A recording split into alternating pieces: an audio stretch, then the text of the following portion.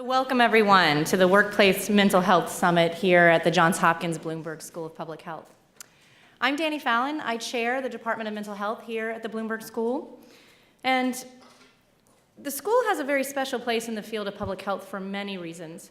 But one of those reasons is that we are the only school of public health that has an entire department dedicated to the important topic of mental health, a fact that we're all very proud of. We simply cannot be a healthy society without attention to mental health in the same way we do physical health. And that's a very strong belief by many of us in the school and certainly those of us in the department. As many of you in this room know, it's estimated that 1 in 4 to 5 adults of working age are affected by mental or substance use problems. Yet many of them don't seek care, and this results in consequences and disability that can sometimes be devastating. In this department, we teach students about social fields that humans interact in throughout our lives, such as parents and schools, for example, when we're young, or spouses and peers and colleagues as we're adults. And why is this important? Well, it's important for many reasons, but one of them is that tells us something about how to make the best impact in a scalable way when you think about prevention efforts. So our department has thought a lot about partnering with schools to make a prevention impact at the earliest times of life. And what we think is so fundamental about why you're all here today is that we as adults, one of our main social fields and where there is this opportunity for impact is in the workplace. And so we would love to see a public health attention to prevention in the workplace adulthood time of life as we as a department have done in the school age time of life. This is why I'm extremely excited about today's summit and very grateful for the planning that has gone on to make this happen. So I want to acknowledge our planning committee led by Professor Bill Eaton here in the department, as well as our committee, Dr. Ron Goetzel, who's director of the Institute for Health and Productivity Studies within the Department of Health, Behavior, Society here at the school, and Mr. Rich Mattingly, founder of the Love You Project, who you'll hear from in a moment, his daughter Kristen and son-in-law Alex Lewis, and Ms. Katrina Rodriguez, who has worked so hard as our administrative lead to make today possible. On behalf of the school and this planning committee, we welcome you to this event. I'd also like to welcome those of you on the web and those of you who are going to be watching post-event. We're looking forward to an afternoon full of engaging discussions, creative ideas about how public health opportunities through the workplace are possible. For those of you who are social media minded, we indeed have a very long hashtag that doesn't seem to be up on this figure. Let's go. There you go. So for those of you who want to comment about what you hear today or ask a question or anything like that, hashtag workplace mental health. Please use it. It will help us track and each other track the comments and thoughts that happen during the day. For those of you in the room, you'll also notice that there's a comment and question card in your packet. Feel free to leave them on the table as you leave. We will answer those also via the website and Twitter as we go throughout either today or subsequent to today to help generate and continue this dialogue. Finally, we are grateful to Dean Michael Clegg, who sends his regrets because he could not be here today. He's out of the country, but he has been a great proponent and leader and support of this summit. And to our esteemed speakers who have agreed to travel here today to share their ideas and discussion with us, and our advisory council who has also traveled here to listen and learn today and then to work with us again tomorrow morning to think about next steps and goals for a public health approach to workplace mental health. Importantly, we are extremely grateful for our partner and sponsor, the Love You Project. It is a great pleasure for me to introduce its founder and president, Mr. Rich Mattingly, who has become a good friend and who is a true inspiration to us, helping us push ahead an agenda of quantifiable impact on mental health through action. Welcome, Rich.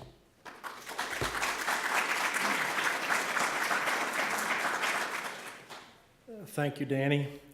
Let me begin with the most important 2 words that I could ever say to both, to Dani, to Dr. Goetzel, to Dr. Eaton, whose heart and entire commitment have been so important to building this, to Katrina, to all the advisory members, and to the speakers today.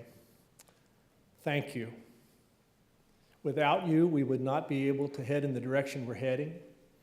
And moving forward is a key part of what the Love U Project is all about. This summit is something that I'm extraordinarily passionate about. And for most, you're going to say, what is the Love U Project? Before I tell you that, I need to say that for nearly 40 years, I've had the privilege of fighting disease, working with extraordinary people to improve the quality of life and to change the pathways of science. That was often fueled by hope and dreams more than anything else, but yet realistically, the impact came through dollars and the enormous power of teamwork and leadership. One very sad day, just over 2 years ago, there was an employee who worked in one of my departments who, when confronted that he was engaged in misconduct and there was a pending investigation, went to our home and he killed my wife. And then he killed himself. Our world was never the same. It never will be. And it's taken a long time to sort of turn the corner, if you will, in a direction, which is in large part where we are here today. I need to tell you a couple of facts. She was an amazing woman. She was my high school sweetheart. I dated her for 10 years, and I was married to her for 35. And I would not be standing here today able to even talk about a movement such as workplace mental health or making a difference in the lives of people going forward if it were not for her. She signed every text that she sent to me and to Kristen, our daughter, and to the people she cared about with this little signature, Love You. So it wasn't hard for the Love U Project to be born. It's a continuation of goodness, and having worked for nearly 40 years in the nonprofit world and building an organization, it wasn't hard to say we'll put our energy into building an organization that would remember her goodness, but would do good for others. Carolyn was a difference maker. She was an extraordinarily active volunteer, and she was one of the examples. I'm a little old-fashioned at times. She was a wonderful mother. And every great project and every movement in our country, if it's going to change, it has to be loved, it has to be nurtured, and it has to be taken in a direction because it'll steer off path from time to time. So when I had the opportunity to travel this country and sit down with some of the brightest minds in the world at academic institutions, in government, in the private sector, and ask questions over and over about what would you do if you wanted to make an impact and change for the good, take something terrible and change it into something good, what would you do? Through the evolution of that came the discussion of mental health in our country. Now, we lost my wife and mom through an act of violence. That's a fact. But I want you to understand that we are not all about violence. We understand that mental health is a spectrum much, much broader than that, and violence is a very small part of it. So although we often get associated with it, it's very important that mental health be looked at in its entirety. And the well-being and the stigmatization and all of the facts and all of the issues that need to be addressed in a broad perspective. Through our soul searching, we decided that mental health is where we wanted to live. And the Love U Project does lots of things. We work with prison reform. We work with behavioral modification in some schools. We do some things like that. But those are what we call acts of kindness. They're little things to remember the goodness that Carolyn did. If you're going to change something, you have to get focused, and you have to stay focused on it. So we built a mission that we thought would be focused, and that led us to Dr. Fallon and Dr. Clagg and the other great partners here at Hopkins. I want to read you the mission real quick. The mission of the Love U Project is to turn an unacceptable tragedy into a quantifiable agenda and responsible actions that advance the understanding of and the treatments for mental health. I live in a world where talk is cheap. Facts, reality, quality of life, extension of life, prevention, as Dr. Fallon has taught me, are critical components that can be measured. And I think the public, and as I've sat through so many conversations, I've looked in the eyes of moms and dads and husbands and friends that have said, I need you to understand what bipolar disease has done to me. Or I need you to understand what depression. Or I need you to understand what suicide did to my family. So with each of them in mind, we make the commitment that we're going to become a game changer. Now, when you're an organization like the Love U Project, and you have some acts of kindness, which are good and will do, and you want to build an agenda, you go to smart people who are capable of building an agenda. And you try to ask them, as we did, can we build a larger group of smart people? Let's take a little different pathway in getting there, perhaps. Let's don't just reinvent the wheel over and over. And to use an analogy that was used by a gentleman this morning, let's don't keep shoveling the water out of the tub and doing the same thing again. Let's push each other, and let's ask some questions, and let's come up with an agenda that's reasonable, realistic, achievable, but at the end of the day, that the person in this country who needs our help gets it. And so when you're talking in the broad spectrum of mental health, the question came, how do you start to focus down? So Danny really led us, Dr. Fallon, to the discussion in greater detail about workplace mental health. And again, a lot of people would have said, given what happened, we understand why you focused on workplace mental health. We are not focused on workplace mental health because of one event that happened to the Mattingly family. We are focused on workplace health because of the enormous void in the workplace, the enormous need for employers, employees, and not only what transforms and what can happen in the workplace, but what would translate into what happens at home and what happens into our society. So we have a major commitment, and we want to be focused largely on mental health in the workplace. I also wanted to share that we believe in education, we believe in knowledge, and we believe in bringing the stories to light. So we also sponsor a journalism award, which has quickly risen to the most prestigious journalism award for mental health reporting in our country. And we're very honored to have one of the recipients here today. The important thing is, don't just talk to our country about the tragedies. Talk about ways to prevent. Talk about ways to impact. Talk about the economic models and the ways in which we can make a difference.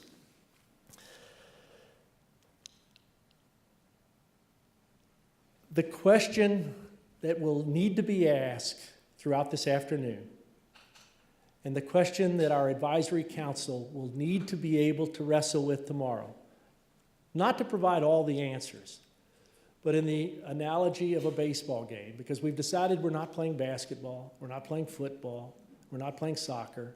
I'll just use the example. We're playing baseball. And we have to understand, are we up to bat, get home runs every time we're at the plate? Are we trying to get some singles and doubles and round and score and win? And if everybody understands those fundamentals, perhaps, and if everybody's willing to openly say, that's been done before, and there was knowledge that was gained out of it, but let's don't reinvent the wheel, or let's take that knowledge and let's apply it and move to the next level, I think we're going to be able to do something and push each other in a direction that everybody that participates will be proud, and most important of all, that the Love U Project's mission will be realized, that we take something that was so sad and we turn it into something that can be so good. Lots of people say to me all the time, tell me in one line what you're trying to do.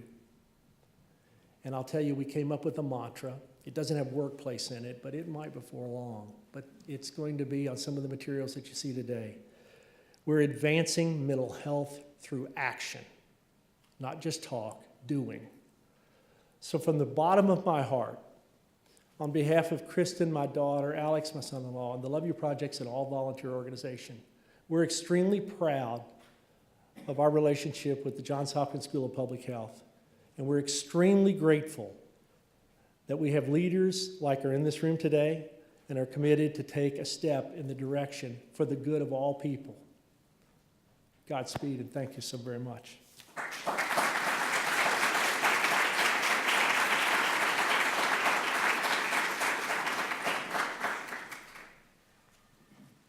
Thank you, Rich. That was truly from the heart. And my name is Ron Getzel. I'm the director of the Institute for Health and Productivity Studies, and proud to be part of the group and the planning committee that you, Rich, and your family put together to put this afternoon agenda together. So thank you very much. When we first met to talk about this, we said, who should we invite to be part of this? And one of the first names that came up was John Howard, who happens to be the director of the National Institute of Occupational Safety and Health, whose mission is to integrate health promotion, health protection, but look at the culture of health in its broad sense, including the individual parts to it. John Howard was unable to be here today, but he did send us a video, short introduction, and let me see if I can tee that up here.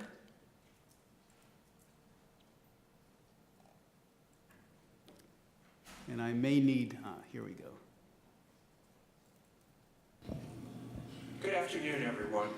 I'm delighted to welcome you to the Mental Health in the Workplace Public Health Summit. It's critically important that government, the business community, and academia come together to talk about the issues of mental health and worker well-being. The National Institute for Occupational Safety and Health aims to promote workplace organizational culture that emphasizes social, emotional, and physical well-being. Organizations and employers who embrace this philosophy lower the occurrence of mental and emotional disorders by both promoting positive mental health and by offering treatment programs. By bringing you all here today, we hope that more organizations from every industry sector will embrace the promotion of mental health and worker well-being. We can learn from each other how to incorporate best practices in mental health to enhance worker well-being throughout the country. Have a great summit. All right, thank you. I'll bring Danny Fallon back, and she'll introduce our first speakers. Okay.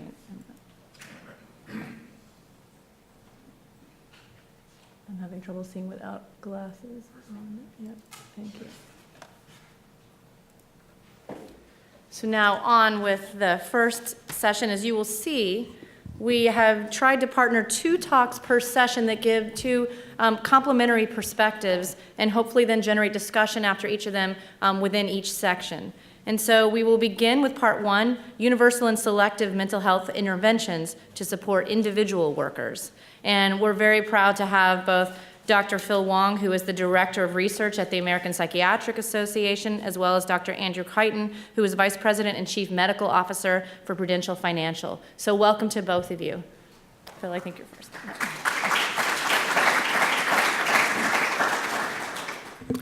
Good afternoon, and thanks, Danny, Bill, Ron, Mr. Mattingly, for giving me a chance to hopefully shed light on the questions and the problem.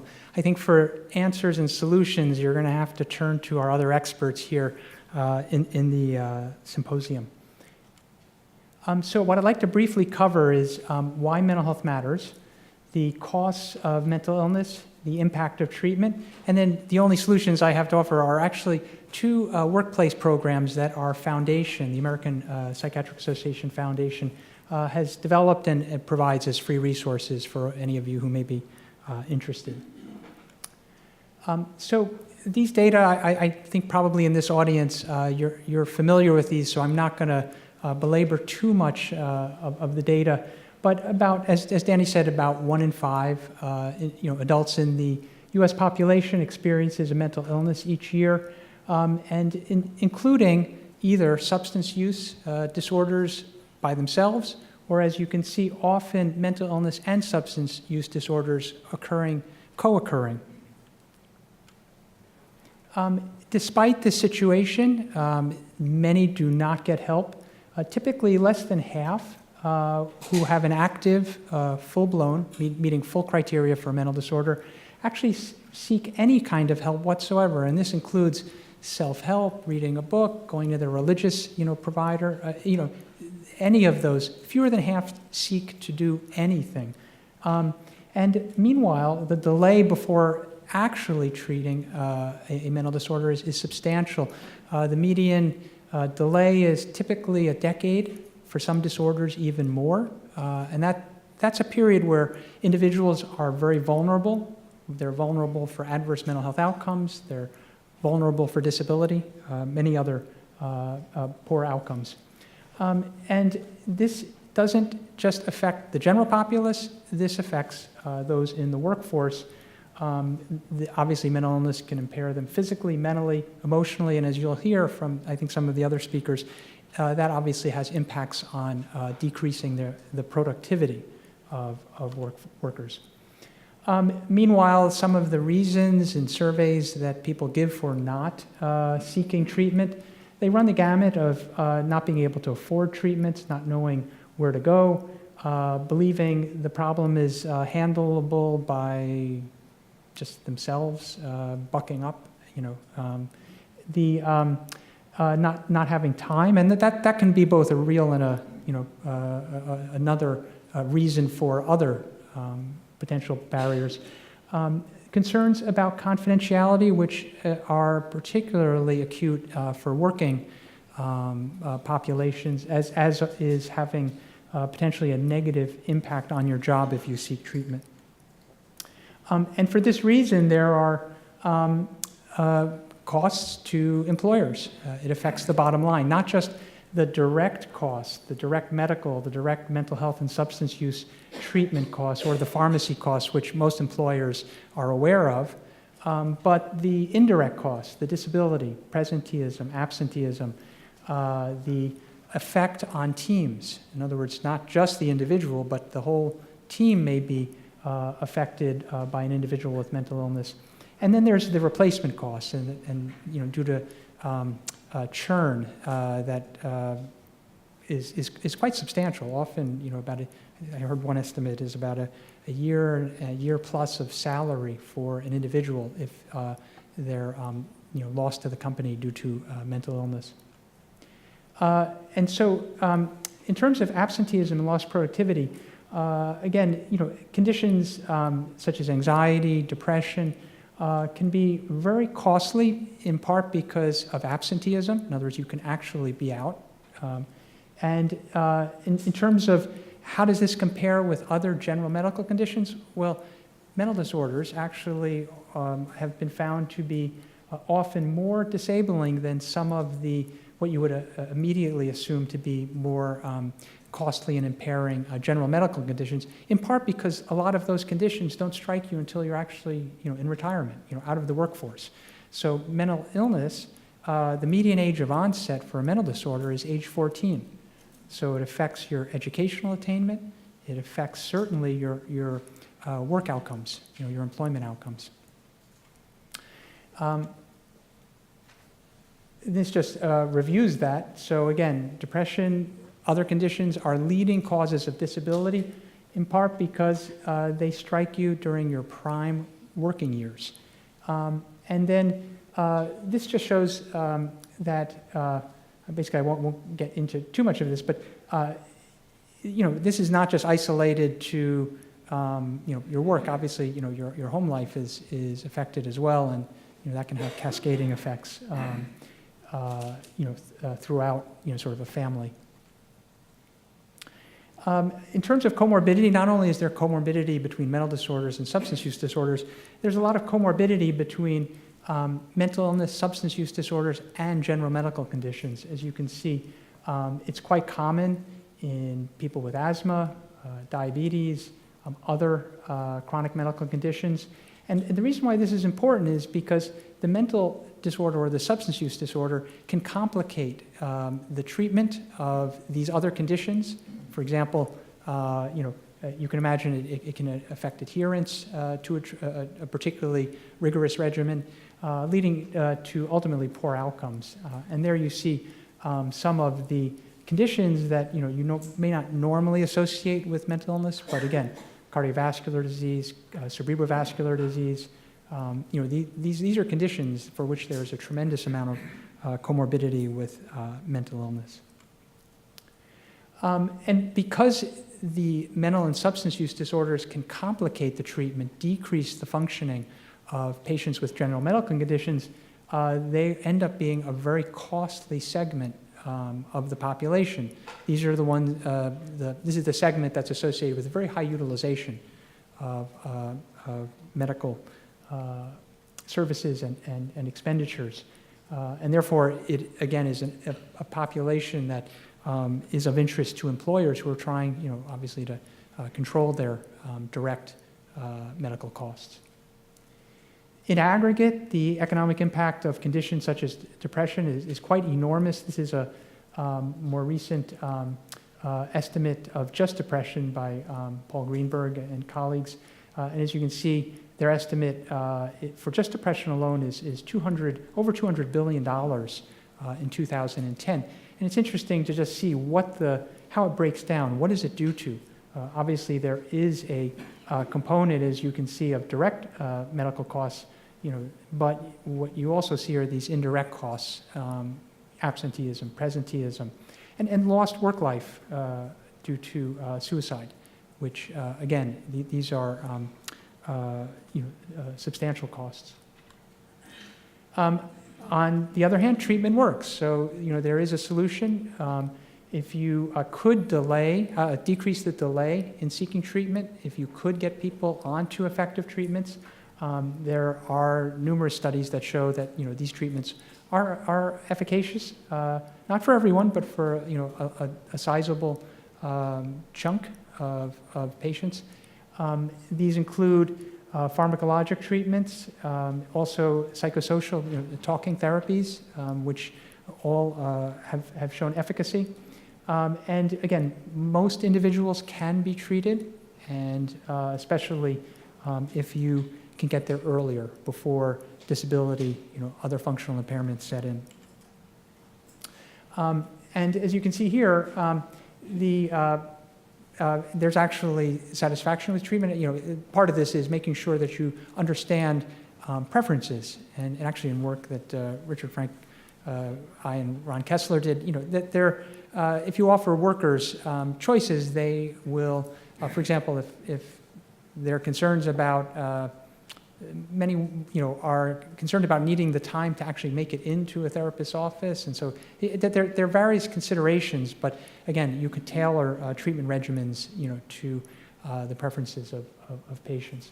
And again, there are studies that have shown by delivering, high-quality care, you actually can impact not only the depression symptoms, but also these functional work outcomes, absenteeism and presenteeism.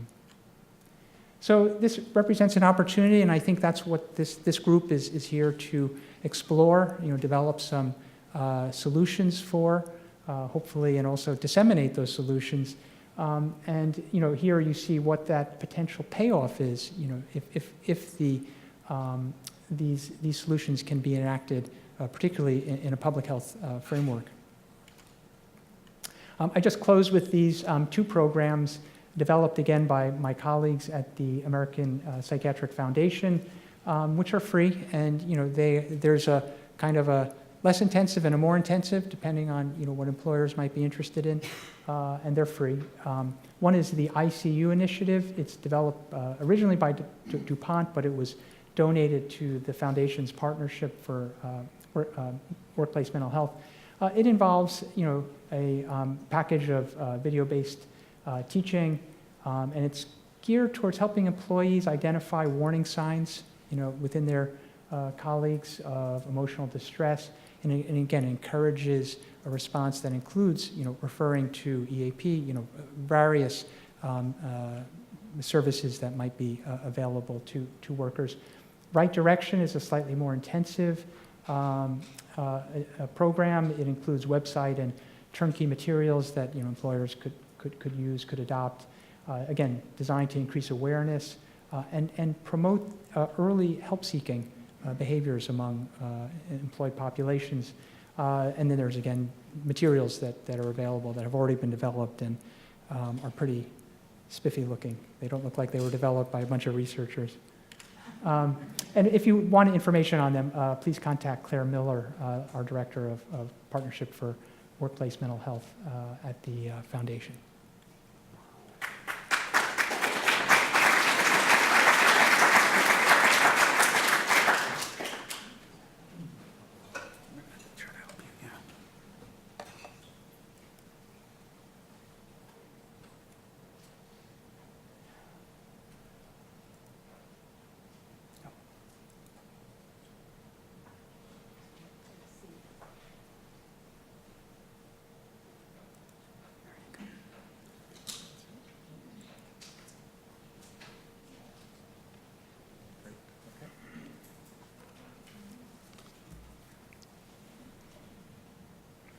Good afternoon, and thank you for inviting me to share Prudential's story, where we've been focused on emotional and mental health in the workplace, and really a journey of showing the organization how they own the emotional and mental health of our employees over time. And I'd say it's a journey because as you get new people coming to the organization, we have to educate them and reorient them on Prudential's philosophy here.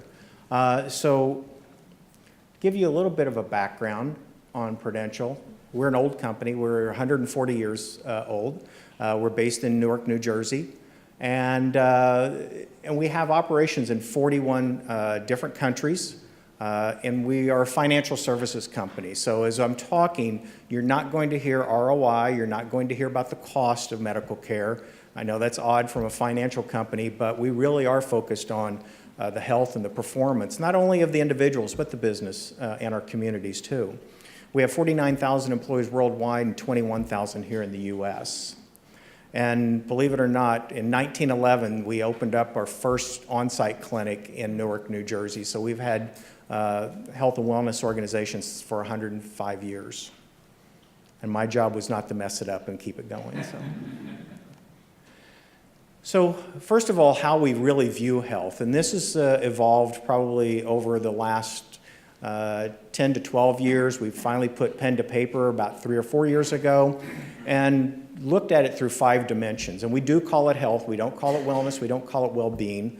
But we do look at the physical, the emotional, the social, the spiritual, and financial health of our individuals and the organization. The spiritual, you'll see other companies label that as purpose, still the same type of thing, but we decided to take a bold approach and just call it spiritual and see where it goes. But it really does resonate, not only here in the US, but we've road tested it in our operations in Japan, Korea, and Taiwan, and our definitions do align well with those cultures too.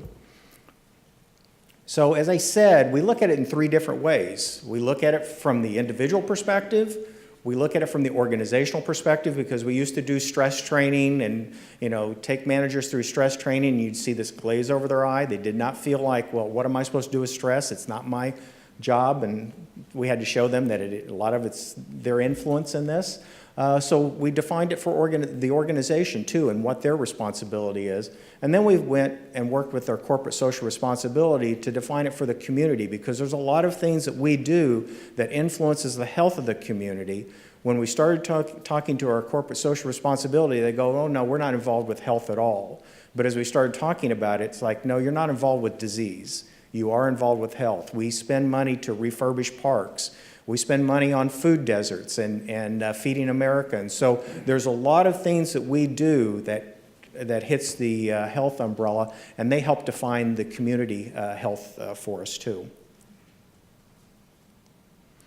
So here's the personal perspective, the definitions that we've gone to from an individual perspective. And as you look at this from an emotional, it's really experiencing joy, enthusiasm for life and work, and an ability to focus one's attention and energy.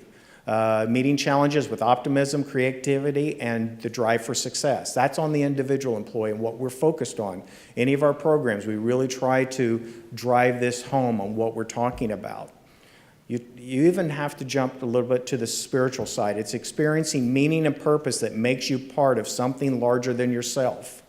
and having positive morals, values, and ethics, which falls right into our ethical culture. And we partner with our ethics department in some of the trainings that they do in getting the health message out. So it's not just the health message, it's really, we're embedding this into the Prudential culture.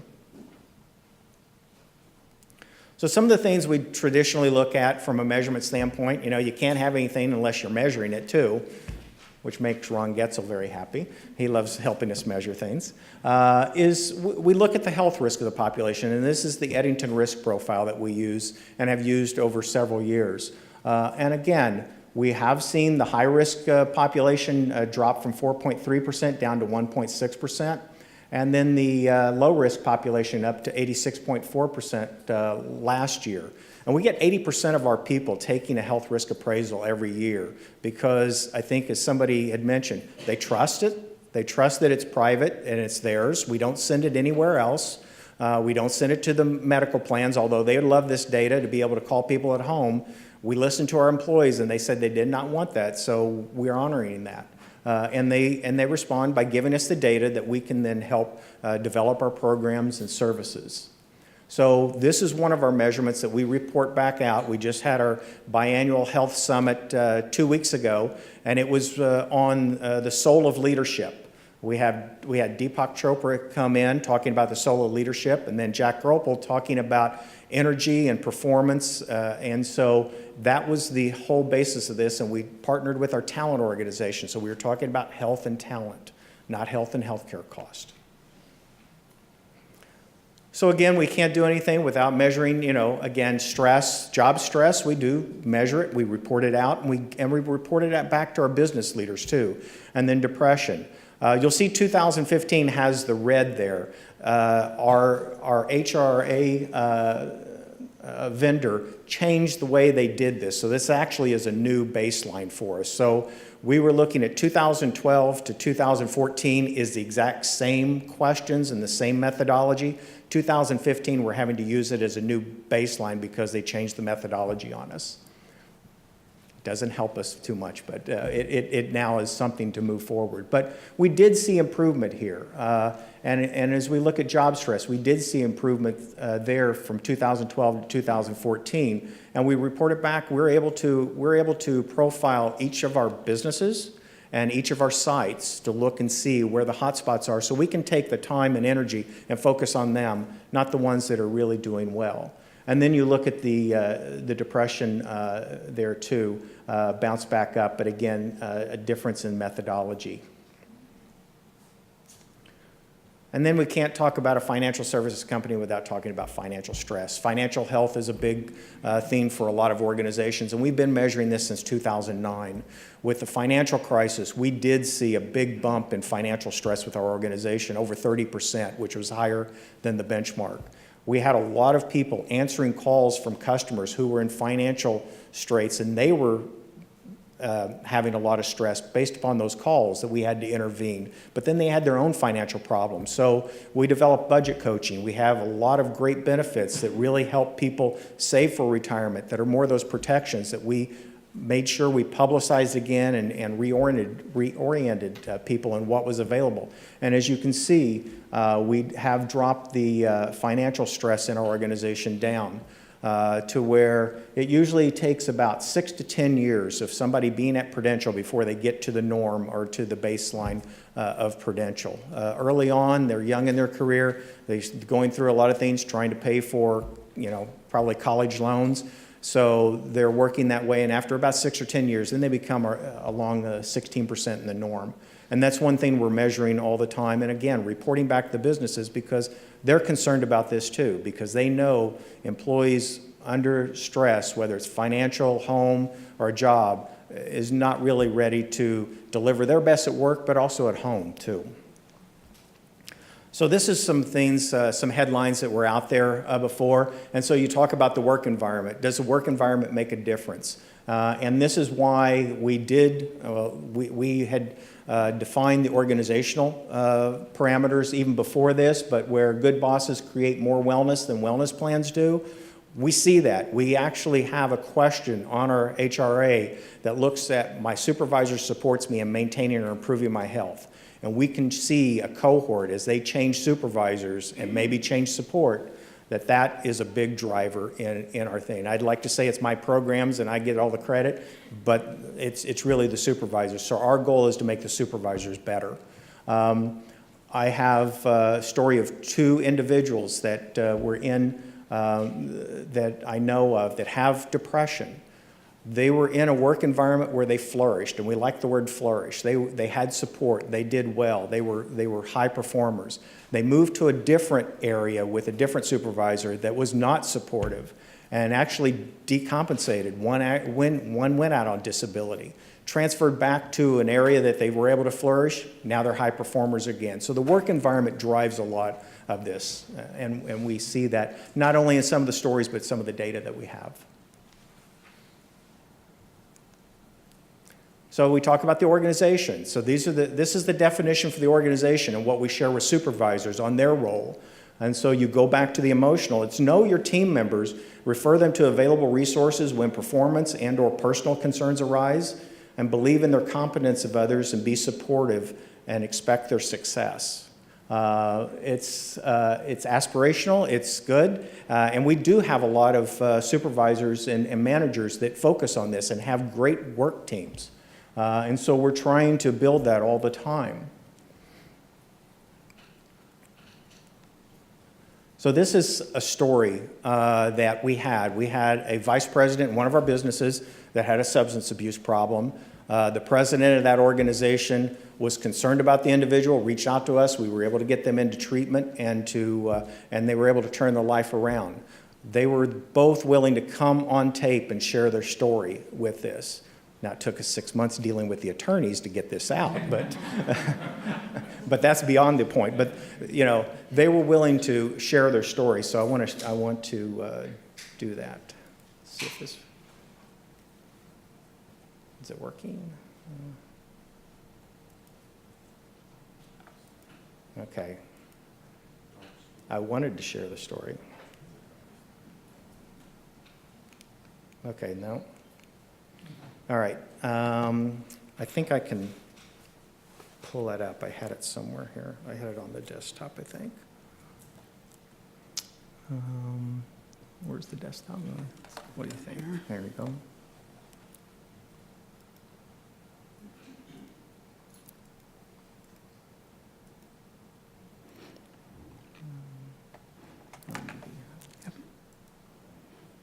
There. And where is the, do you see that? So it wasn't working. I moved it in here, but it wasn't working. Did you put the video file on there too? I don't see it. Oh, we tested it out. Yeah, It did work. it did work. I tested it twice. What's presentation choice? It's a video file. It says Rob T. Okay. I think this one. Oh, there. Yes.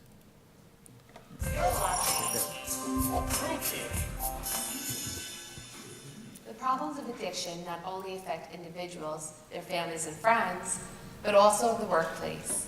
And it's rarely easy to acknowledge the need to get help. Here's a story about an employee who accepted assistance from Prudential and entered a program of recovery after a crucial conversation with his supervisor. I am a recovering alcoholic. I've been with Prudential 15 years, and always tried to do a decent job of separating my work life from my personal life and my drinking. I've worked with Rob for a long time. I know what he's capable of. I know how he thinks about leadership and how he would want to be perceived as a leader. And what I observed in his behavior at times were things that, didn't reflect back on that. I would say that my drinking started to impede my performance at work. And it also started to impede my performance at home, by the way, too.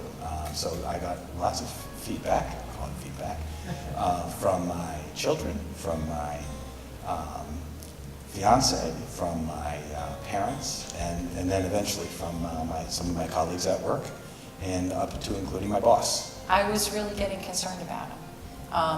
So I had a couple of conversations with him, actually. The first one, probably a little bit softer, but the second one, a very clear discussion and a hard discussion about changes that need to occur. That's when I realized, and it was pointed out to me by a number of folks, that there are a ton of resources at Prudential here to help people with issues like addiction, alcoholism. This company has a tremendous support network available to employees who look in the mirror and say, you know what, I've got to do something about this. A lot of people had had enough of my behavior, especially me.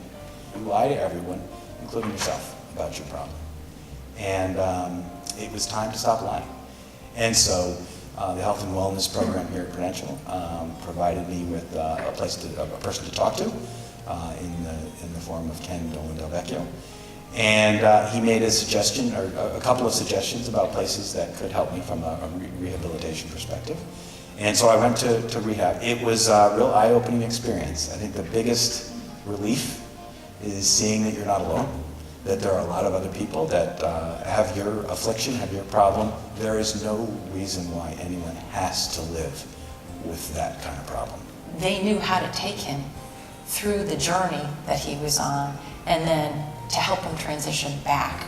And then, to follow up with him on a regular basis. People from the company and outside the company have been so supportive. So I felt it was really important for me to do this. I thought it was a little bit of an interesting tack to take, to tell my story so publicly. But I feel like if even one person gets help as a result of me doing this, then that obviously helps them, but also helps me in my recovery. That's part of the recovery is giving back. The biggest challenge is acknowledging you need help. You can't fix this on your own. And I think that there are many people that have a real hard time with that piece of it. But once you get beyond that, it's really enlightening. Nobody has to struggle through addiction. There is help available, and life is so much better without it, both at work and personally. We know it took a lot of courage to share that story, and we want to thank Rob and Chris for doing so. Health and Wellness's Behavioral Health Services team provides consultation for supervisors, as well as confidential help for employees. You can find out more information on the Health and Wellness Internet site. That's fine. So, make sure I get this. Oh, hopefully not interrupted. So yeah, Rob was able to share his story, and we had a town hall with this, and even with depression, and so a lot of people even raised their hands and came forward. So these type of testimonials, these sharing of stories, makes an impact with our employees and really starts moving the dial along. And as you can see from Chris Marks, the president, she took ownership of this and had a critical conversation with Rob on the performance that really started moving the dial forward. So that was important for us. Okay, yeah. Great, thanks. Okay. And then lastly, as I start to wrap up here, we define the community perspective too. So from the emotional, it's access to the arts and opportunities to play, welcoming, inspiring, energizing public spaces, fair treatment by organizations, and access to appropriate behavioral health care, where we even see this with our insured population of our employees. 48% of those individuals have to go out of network to get the mental health care because there's not enough in-network providers, which is a challenge that we're always trying to address.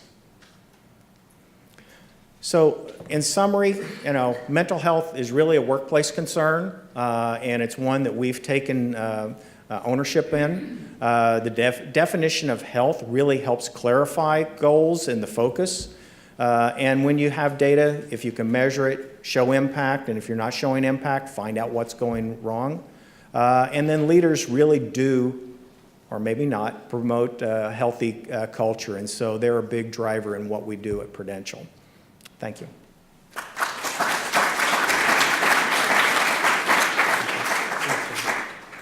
don't you come up here as well?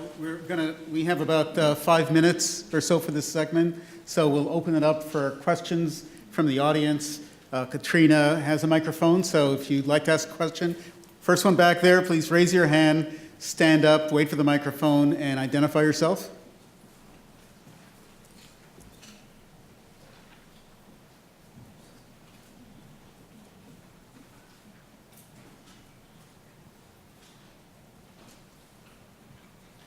Hi, okay. Mr. Creighton? I also actually work for a local financial services firm, and I know that it can be an incredibly stressful workplace to work in. We also do a health risk assessment, and I'm curious about the participation rate at your company and how you encourage those employees to participate. We do have an incentive. It's $150 that they will get in their paycheck. It's cash if they take the HRA and then self-certify to 2 healthy lifestyle activities. So we've consistently had 77% to 80% since 2012 for that. We've used consultants to say, to get this type of participation, you normally have to pay $500. Especially like in a manufacturing environment, in a financial services where people get paid more, it'd probably be more money. So I think some of it's the trust, some of it's that culture that people do want feedback in how they're doing. And it's that yearly assessment that we really try to publicize to people. Other questions over there? Thank you. I'm Michael Brody. I'm the president and CEO of the Mental Health Association of Southeastern Pennsylvania, where over 60% of our workforce are people with lived experience or family members living with folks who have had a mental health challenge. You talked about some of the successes in terms of what happened for that gentleman, and clearly peer support and being able to share his experience and hear of other people's experience was a huge factor in his recovery. I'm wondering where the thinking is going in terms of reimbursement in the health insurance world around peer support, something that works for people and ought to be broadened to a wider range of folks rather than where it sits right now, which is as a Medicaid-only supported benefit. Phil, do you want to take that? Actually, maybe Richard should I don't know where things stand in terms of, payers reimbursing for peer supports. I know there's interest, and certainly there can be, there's important teams. When I was at NIMH, the RAISE initiative is an example where packages of care are necessary. Having single modalities is not necessarily associated with the improvement in functioning.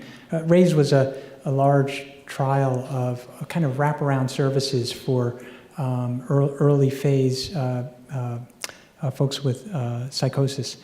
But what's critical is there was a whole package of services that seemed to be necessary to improve not just, again, symptoms, but retain functioning. And one of those, that's actually now, I was at a presentation for the implementation of this RAISE-like program in New York State. And it does have a peer support component as an integral focus.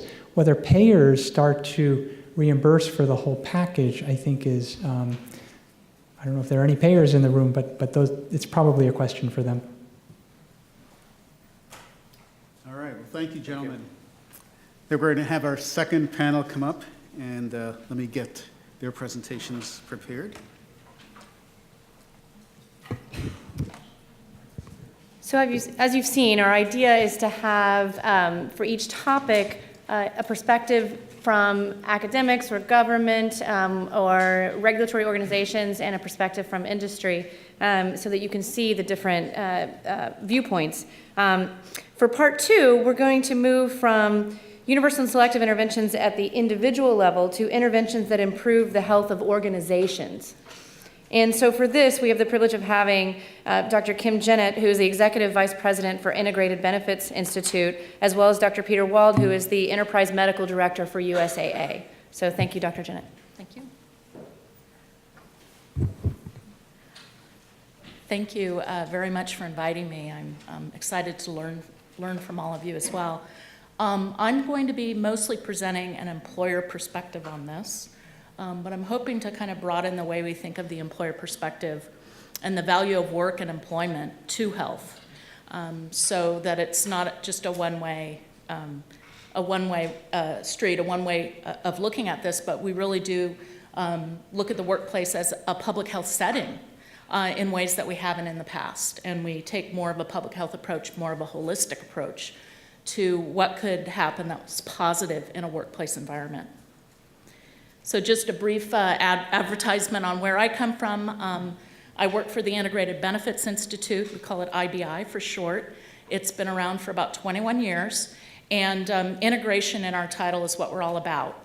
So we started from a benefits world, trying to link workers' comp, short-term disability, absence management, group health benefits, and in most companies, particularly large companies, those functions operate in silos, different departments, different goals. Sometimes all they want to do is minimize the amount they're spending on healthcare benefits. They're not connecting it to their sickness absence.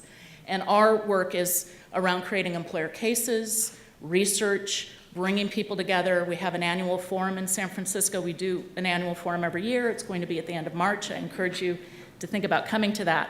A couple years ago, we also launched a sister organization called the Center for Workforce Health and Performance, and that's really a vehicle for us to do longer-term research. And I'll present some of that today, but mostly I'm going to present IBI's work because it's about stakeholder perspective and what employers are interested in. So to start, I wanted to show this infographic because I'm a researcher and I like churning data, and it doesn't matter because at the end of the day, our employers and our members want stuff like this. They want simple infographics, easy to read, that make the point. Many of our members are head of health benefits purchasing for their companies, and they have to make the case to their CFO, who has hardly any time to make a decision, who's looking across various buckets of costs and trying to make a decision about where to put the annual investment and employee benefit investment, which isn't just health benefits, but other areas as well. What we try to do in our work, and this infographic captures it well, is to have employers look beyond the healthcare spend in terms of the return on their investment, in terms of understanding what value are you getting when you're investing in employee health. So we want them to look at sickness absence, at wage replacement payments when somebody's out on work disability, at lower performance, what's called presenteeism costs. And this we did a few years ago, about 4 years ago. It's still downloaded the most of everything, and we don't even advertise it anymore. But what happens is people download it and then put it into their own presentations, either at their workplace or when they go to conferences and meetings. So it's a way to kind of spread something that's digestible, that makes the case around the importance of looking at costs beyond healthcare spend. More than half the costs of illness in the workforce, this was for the entire U.S. workforce 3 years ago, more than half of the costs are outside of the medical spend. So if employers aren't paying attention to that, they're leaving money on the table because there's absence and performance deficits and even permanent departure from the workforce. Next, most popular is our CFO series. We partner with CFO Magazine. We've done 4 CFO surveys over the last 12 years. We just released our most recent one in the spring. And what we find is that CFOs know that investing in employee health is important for business value. Every time we survey them, they know it's important for business value. But at the end of the day, when they're making their decisions around what they're going to invest in terms of employee benefits across the whole, if they don't have information on how much it's going to cost the company and what value they're going to get in return, it's very hard for them to write the check for the benefits payment. So the least common denominator is if it's measured, it'll be managed. And in order for us to make sure the more holistic perspective's managed on the outcome, we have to make sure we're measuring how sickness absence, how performance loss, how work disability is connecting to the broader employee health investment that's going on in a company. Another thing we do to try to understand the employer perspective is every year we survey our members, and we have over 1,000 corporate members, mostly mid to large companies. And the 5 areas that they are most interested in is how do they make the business case? So we have tools and research and employer cases on that. How do they engage employees? Somebody asked a question about program participation before, and phenomenal results were presented. But on the whole, the rates of participation in program can be very low, sometimes in the single digit. So you might put a great depression management program in place and only 9% of the population with depression participate, or your employees don't take the HRA, so you don't know what the level of depression is in your workforce. And one of the difficulties with only having a claims analysis, only analyzing medical claims, is you're only picking up people who are going in for treatment. You're not picking up all the people who could potentially benefit from treatment. Investing in health is a big area. How do we think of value of investment? How do we get beyond just return and think of value of investment, think of the real value to the business of investing in employee health? Thinking of absence as related to health, not just sickness absence, but people do take time off work when they're stressed. They might use vacation time, but you can still analyze and see that they're taking more vacation time, or they're not taking vacation time that they should, and it's showing up in presenteeism and in not performing well on the job. And then, of course, understanding health risks, running health risk appraisals, knowing for your overall workforce population, again, taking a public health perspective on your workforce population as a whole. What are your health risks and how are they changing over time? And what can you do in terms of implementing health promotion and treatment programs? So I am trying to make the case that I don't think we have an evidence problem. We have a communication problem. There is a ton of evidence on how employee health is related to productivity and the larger business value. Lots and lots of evidence. It's not packaged well, it's not communicated well, it doesn't speak to the people who really need to hear it. We just saw a great video, we've heard stories. Those are the kinds of things we need to be promoting well, and then pairing it with evidence for the folks in the back room who need to have evidence to make their decisions. So this was a review we did a couple years ago of studies that have been cited 100 times or more. And Ron, your work's all over this in here, Ron Getzel's work. And we found that, this literature cited almost 40,000 times in just a small period of time. So it's not a matter of not having evidence, it's just that the evidence is being shared by researchers and it's not being packaged in a format or a form that's practically relevant and can be used immediately. And we know all these things. I think others have already presented some of what we know. The first presentation, of course, went through a lot of this already. So the rest of my presentation is going to dial down a little bit more on mental health specifically and looking at some of the work we've done on looking at how work climate is related to mental health, because we're interested in this workplace setting and how employers can be seen as more than just an entity that might write a check or fund benefits. And you'll see at the end as well, we make a big case for, even if we were a single payer system, employers should always be concerned about the health of their employees because it's always going to affect their business. So this is a chart we use a lot because our members like it. So let me explain it to you. It's very simple. There's no numbers. If you only look at medical spend, the sorting of the conditions that really matter for your company is different than if you have a total cost view, which is the column at the very right-hand side. If you have a total cost view and you're taking into account presenteeism and absence and some of these other costs, depression is always at the top of the list. It is rare that we ever, when we've run these studies that use integrated data where we have the different buckets for the same employees over time, it is rare that depression is not at the top of the list. And again, importantly, that's because we pair claims data when we have integrated data with self-reported data as well, so we can pick up people who aren't currently in treatment. So this is the confusing world that employers live in, and sometimes all they're doing is tracking the box at the very bottom, health costs. They might reach up a little bit and try to understand how health risks might be affecting the chronic health conditions in their population. Mostly they focus on how they can monkey with plan design. At the bottom left here, how can they do something to plan design to improve treatment, have that affect the chronic health conditions, have that affect costs? We're trying to move them to look at some of these outcomes on the right-hand side, work performance, disability, lost productivity. But we're actually arguing to complicate this even further for them. We want to understand how all of this relates to business value and business performance. And for that, we're going to have to look at culture, we're going to have to look at well-being, at behaviors, employee behaviors. And so the average employer is going to go like this. I don't want to do that. I'm just going to look at my health costs. That's all my CFO is interested in. I'm not going to make the case. So we as a community have to figure out how can we make this simpler, not show employers anything close to this, and maybe just talk about the outcomes and back into it, but have different ways of having form, content, and substance that meets employers where they're at. So, I am a researcher. We're doing a study like this. I would never show this to an employer audience. So this is a measurement model. So what we said is, okay, we're going to enter this space.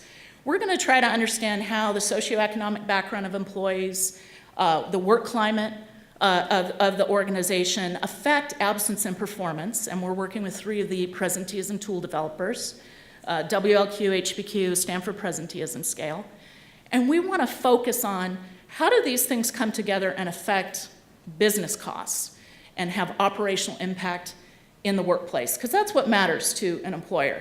How does the health of the employee affect revenue loss, missed deadlines, affect other team members? And so we have a current study. It's an ongoing recruitment study. We've completed 2 sites. It's a survey-based study. We survey managers and a random selection of their direct reports. And I'm going to just present a little bit of what we've been discovering from that. So we know work climate exacerbates the effect of health symptoms on absence and performance.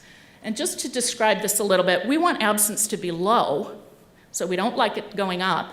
On that left-hand graph, it goes up in relation to the amount of physical health symptoms people are feeling.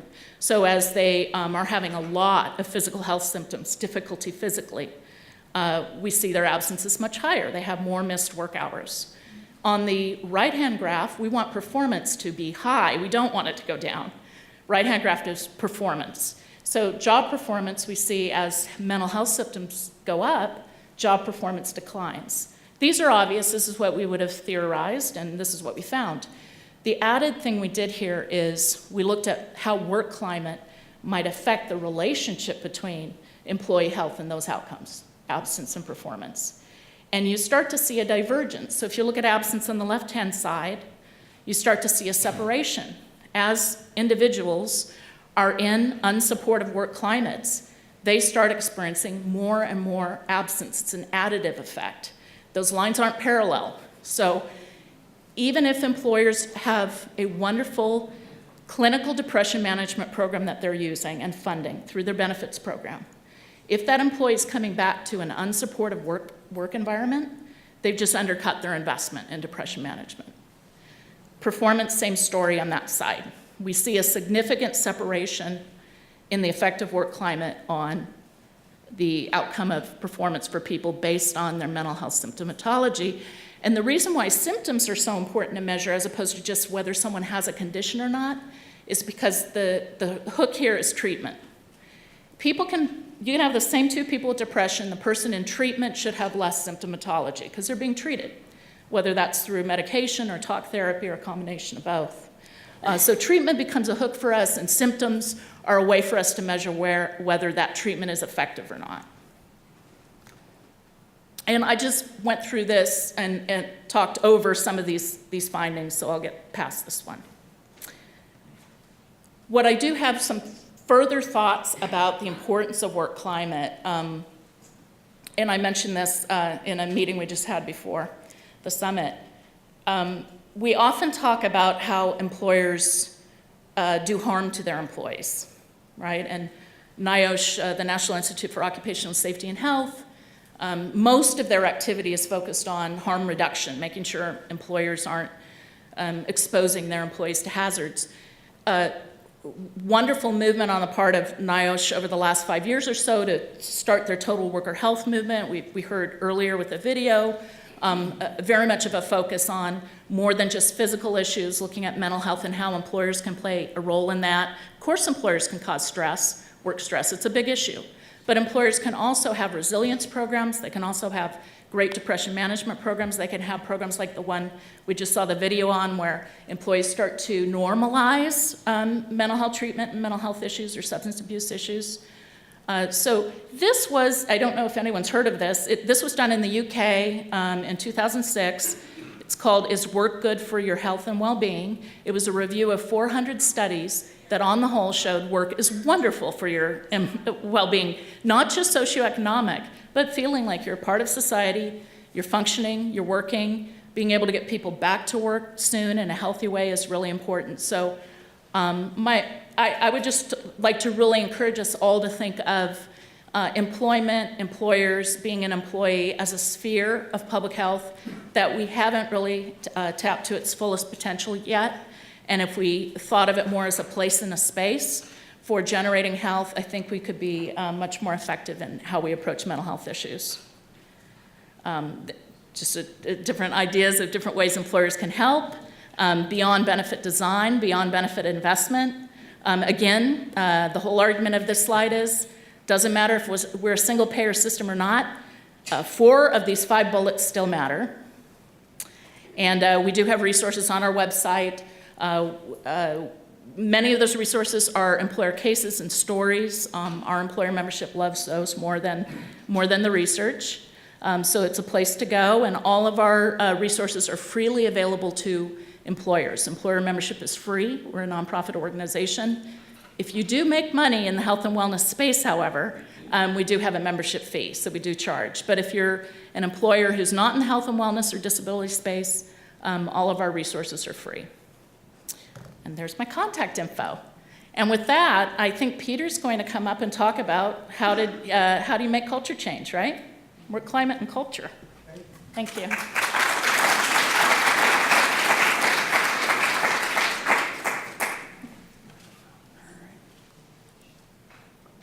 And so Kim will also come back up after my talk, and we'll both be taking some questions.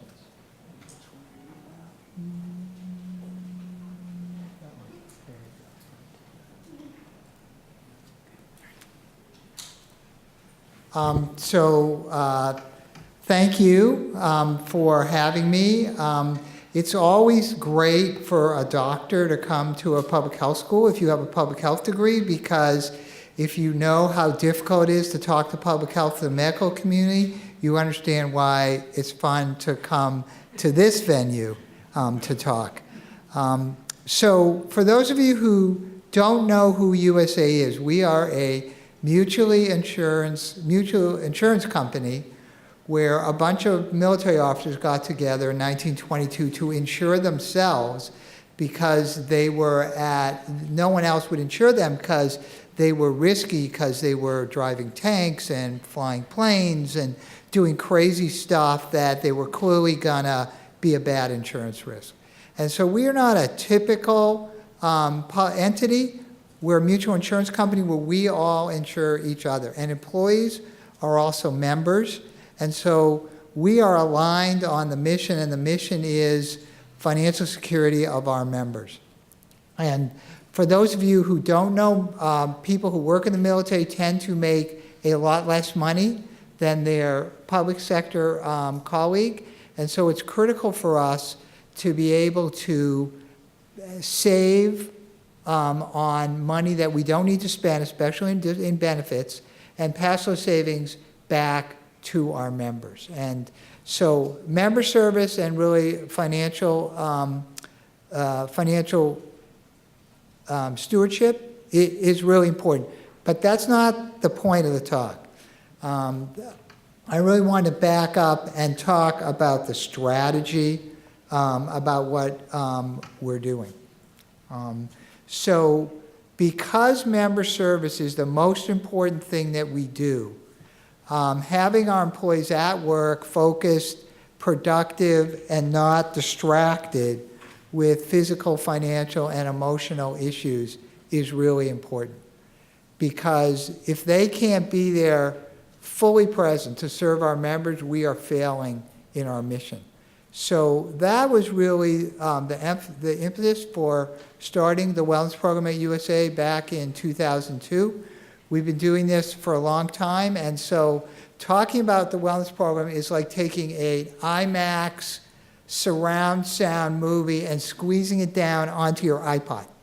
And so I am going to talk very specifically about the general context of our program and about the emotional wellness component. And then there'll be questions at the end. So we are really talking about improving the quality of life for our employees and their families so they can serve our members. We are not a typical wellness shop. Wellness is part of the overall benefits program, so it's really a very tightly integrated program around all the things we do for employees so they can serve the members. So it's a relatively unique opportunity. We also don't have a quarterly profit statement that we have to make, and so our members give us a bucket of money and say, I need this back in 80 years, so don't screw it up. And so the long view is an important part of our culture, and part of my job is to not look less than 5 years, but to really look out and think about what are we doing to fulfill the promise that we have with our employees. And so as opposed to many wellness programs, it's absolutely about supporting teachable moments, but it's really also about creating teachable moments through the way that we build our culture, so we change the culture. And so we have 3 domains, and you'll see in general employee wellness programs, it's convergent evolution. They always look alike, but programs are subtly different based on the culture that they live in. So what you're seeing is the USAA specific culture program.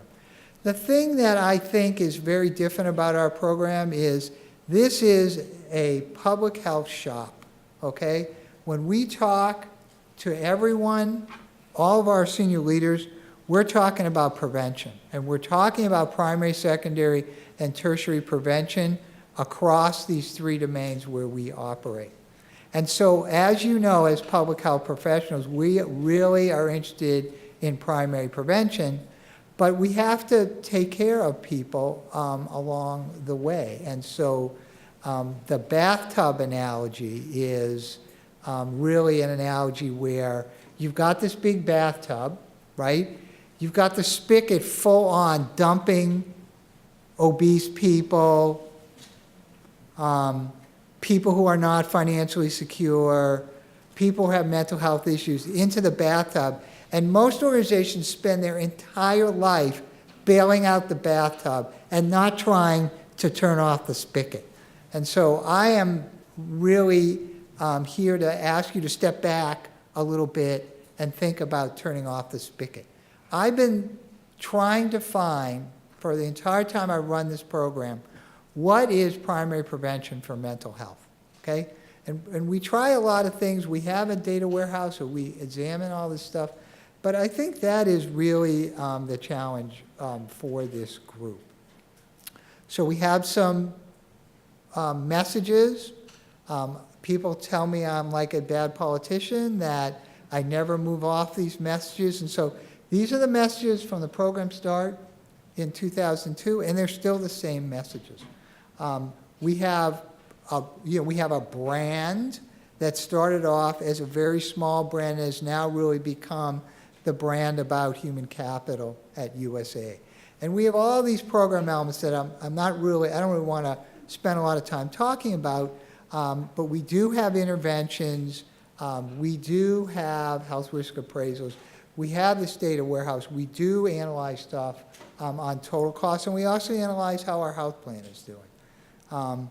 Another really important thing around building a culture is, of course, it's about what people say, and so it's very important for our senior leaders to be supporting this program. So in the beginning, in 2003, I used to write out the wellness message on a little 3x5 card and my CEO would stand up there and read the card, sort of like this. It wasn't part of our culture. Now, when people stand up, when senior leaders stand up, they always talk about physical wellness or emotional wellness or financial wellness. And so that's an internal measure for me to know that we're making progress. The other thing is, if people don't see you bending metal or moving dirt or building parks or building things to help them, they hear you talk, but they don't believe you. And so the physical built environment is a really important part of the way that we communicate our culture. And so we have this idea called surround sound. When you're walking around our building, there's a little voice talking, reminding you of all the things you want to do, but it's on a relatively subliminal level, but it's an always-on message. So metrics are important, and the way that you keep programs going is by being able to talk about your successes. So individual anecdotes, like Andy showed you, really important, right? Because the CEOs don't spend too much time walking around the floor. They spend a lot of time in meetings, and they're not really exposed to the full surround sound that regular employees are. So they need to understand about individual successes. If people aren't participating, your program can't be successful.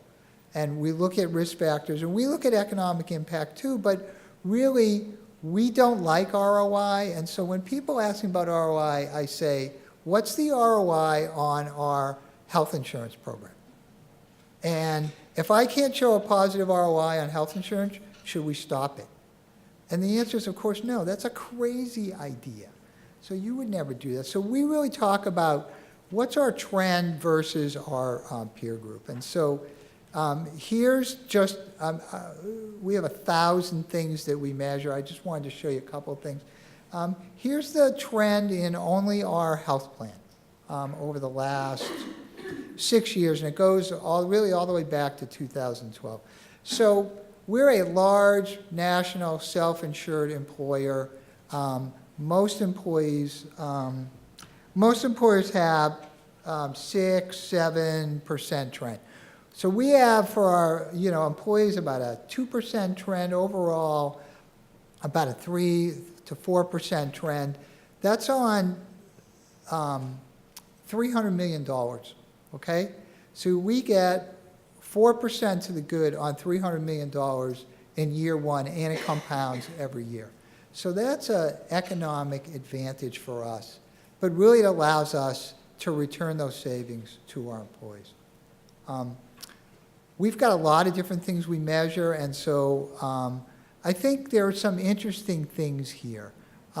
We have a thing called the Emotional Wellness Metascore. And you can see what it's made up there. It's unplanned absence, it's EAP, it's risk-adjusted cost. Actually, interestingly, it turns out when you do the regression analysis that if you have a dependent that is not doing well, that has a huge impact. Psychoactive meds that you take. And if you look at the bottom left graph, you'll see that it's a relatively stable measure. I squeezed it down to fit on the slide. If you look at the components in the lower right side, it turns out that the most changeable component of this is really unplanned absence. And we are really now coned in on, let's look at unplanned absence and understand what are the components that really make that up. And of course, we measure depression and stress, and you can see those measures there. The other thing about these programs is this is not a set and forget or fire and forget weapon, okay? You can't just shoot it off and not pay any attention to it. So we are a shop that does continuous process improvement. We measure, we iterate, we measure again. we are trying to be more nimble, and so we're trying to try new things on a pilot basis and understand how they do. We're now really the third generation of our journey to physical, financial, and emotional wellness.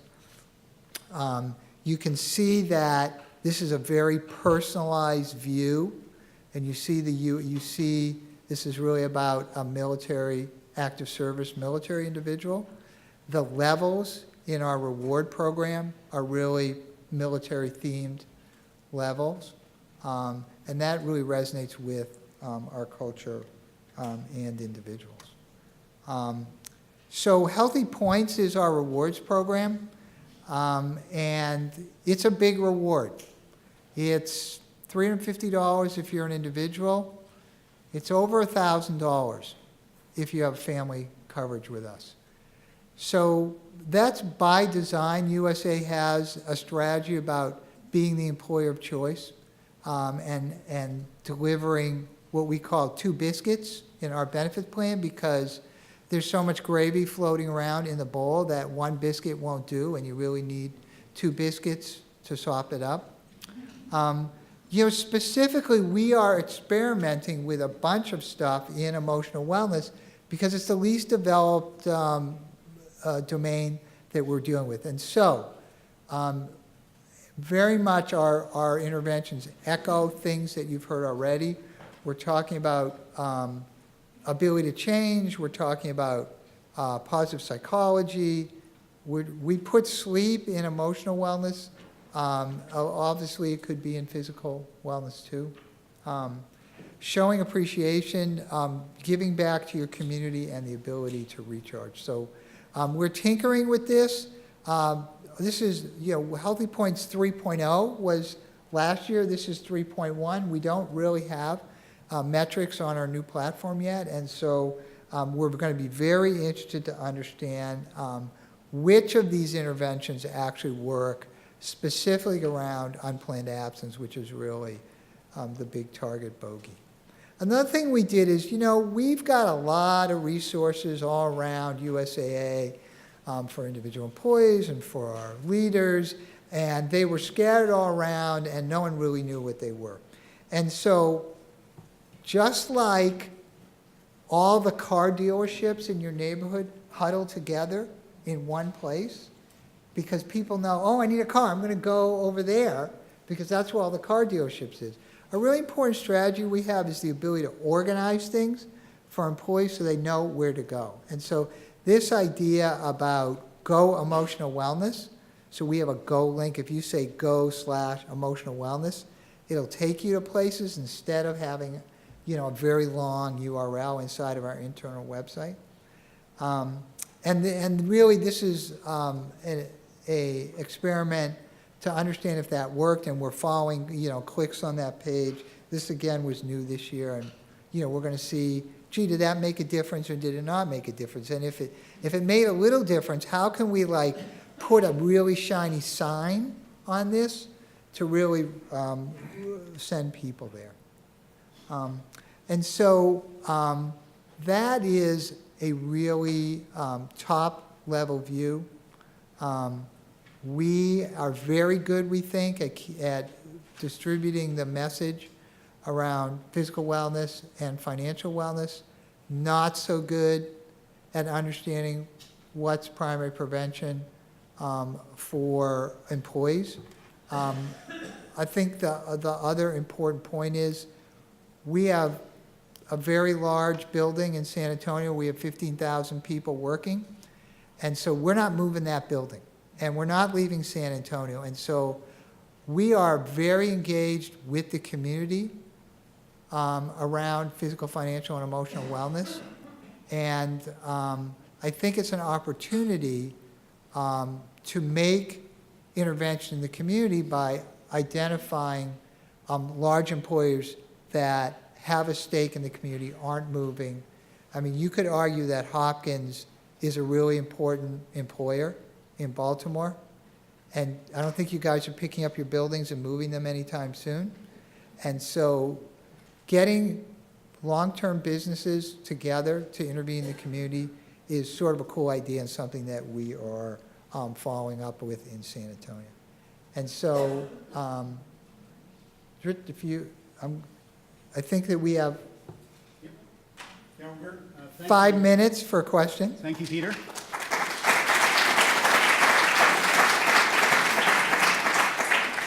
Yeah, so we actually have 10 minutes for questions and comments, and then we'll take a break. We'll have our final two speakers, and then we're going to have an open panel discussion the last part of the day. And there's a hand up there. Katrina, again, if you could stand up and identify yourself, that'd be great.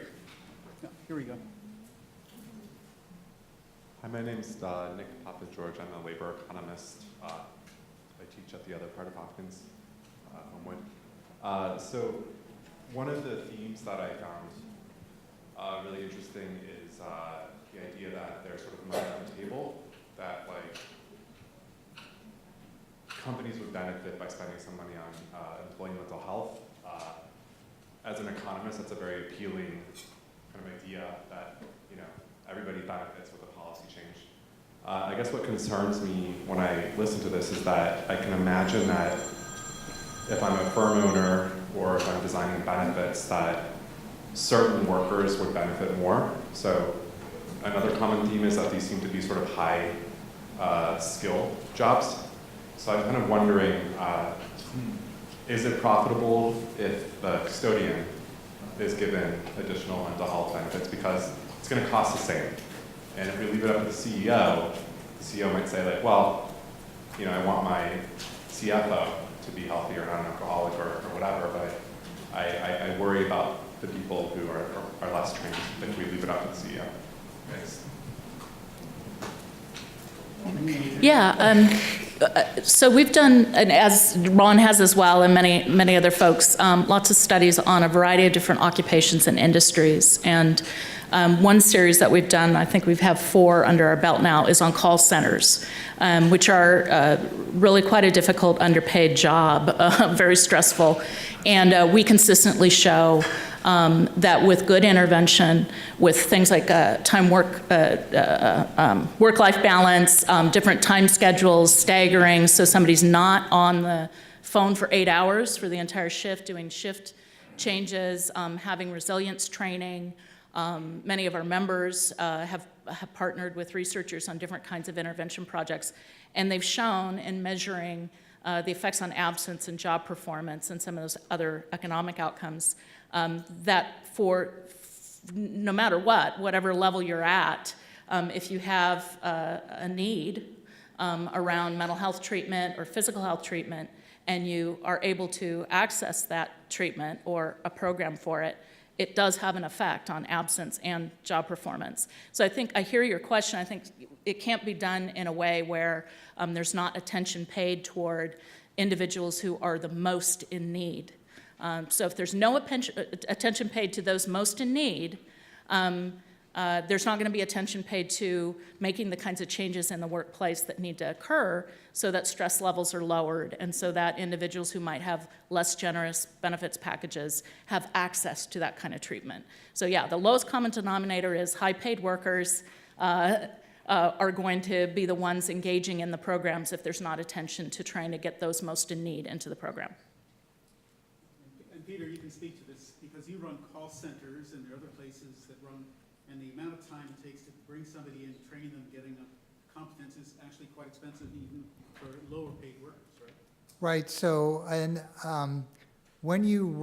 so this may not be true for smaller enterprises, but when you run a large enterprise, in general, we do, when we do benefit designs, we have one benefits package for all of our employees, no matter what your level is.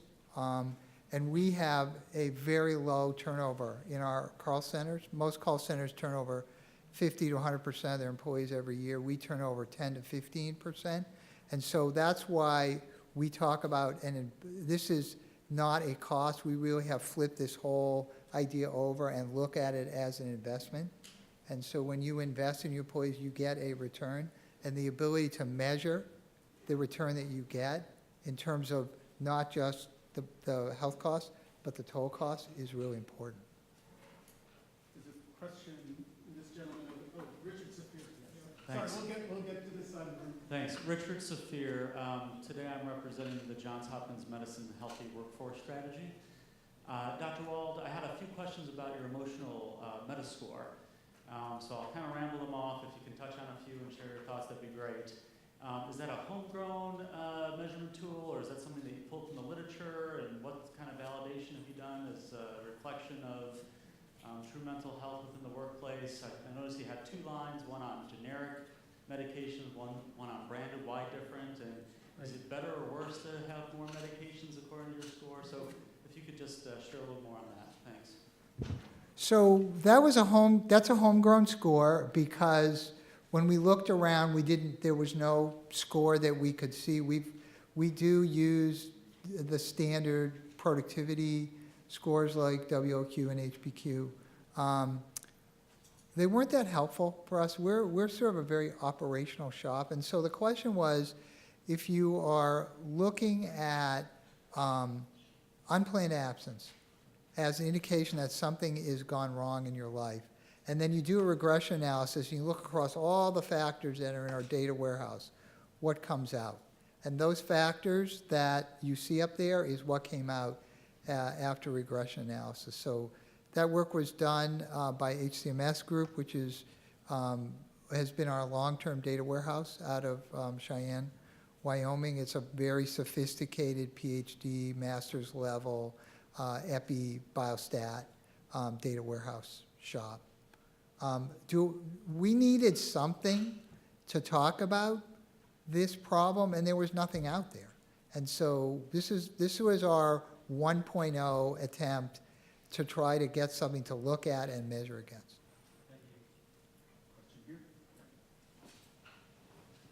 Hi, first off, I want to say thank you to everyone. I came down from New York City just for this, for a few hours. I really came down. My name is Ephraim Epstein, by the way. I'm here really for 4 reasons. First off, I myself have lived experience. I am also the founder of a 501c3 in the mental health world, and I'm very involved in the national mental health conversation. I am an employee of a for-profit startup in the mental health space, and we're doing some stuff of mental health in the workplace in New York City. And fourth and finally, I'm very proud to say I'm also a class of 1990 Johns Hopkins University undergrad, and at this moment right now, I'm so proud of my alma mater. Seriously, give yourself a hand. Thank you so much. I have so many questions, but I'll really limit myself to one. Fascinated by your presentations. I'm not sure if you mentioned this benefit, and if you did, I'm sorry. One benefit that I've been seeing a lot more, which I find very, very interesting, because I'm not sure how it's going to play out, is this new benefit we've seen in the last 5 to 10 years of quote-unquote unlimited vacation. And when I first heard about it, I said, wow, that sounds like an amazing benefit. And then as I started to speak to more people who are at companies that have quote-unquote unlimited vacation, it doesn't sound like it's nearly as great as one. First off, there are things like you have to clear it with your supervisor, but then it turns out I've heard in some cases people are taking less vacation because it's not really documented what they can take. So I'm curious what you've seen in that. Do you see it's a future? Do you see it as a positive? Do you see it as maybe, well, it sounds really great, but you know what? It's better if you just give people the 4 weeks off a year. Just real quick on that one, because I know it's been in the news a lot lately too with parental leave and many of the states doing parental leave, and San Francisco's passing something. I'm from San Francisco. Studies have been done showing that Americans don't use their paid leave at high rates. And many companies, particularly high tech, we just did a parental leave study in the Bay Area, and we all know Google and those companies have generous leave policies. Fact of the matter is the employees don't use them because the culture of those organizations is you better be at work. So even though on paper you may have a generous leave program, what's really important is, are people using the leave programs? And then if you can analyze the data, is to see when people take leave, do they come back energized? Do they come back and their performance is back at their high level or back at their normal high level? So I think on paper is real different than in practice, and we found that in our own work. Yeah, so I think it's very industry dependent. In USA, we have a bunch of different companies. We have a 3,000 person IT company right? It would work great there. But those guys never take leave, right? Because it's like Google and Amazon. It's like, sure, take leave. And it's like, I'm not taking leave. It's like, I got to get ahead. So it's very culture dependent. We also run call centers where we have to have people on the phone to service our members, right? And so for us, the mission for that group doesn't allow really unlimited leave. So one of the ways that we've tried to get at that, if you remember that slide I put up about our emotional wellness challenges, one of the challenges specifically around recharge, where people actually, the challenge is take time off.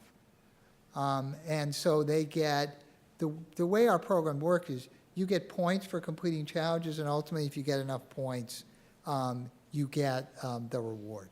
And so we use those challenges as a yardstick that we hold up to say, hey, these are the things that we think you should be doing. We don't make people do it, but by offering those challenges and recommending that people do the challenges, we're sending a message that it's really important for you to be away from work. We're going to take a 15-minute break and come back here at 3 p.m. for our next panel. Thank you. All right. We're going to get back together again. So if you can find your seats. This last set of presentations features Vic Strecker.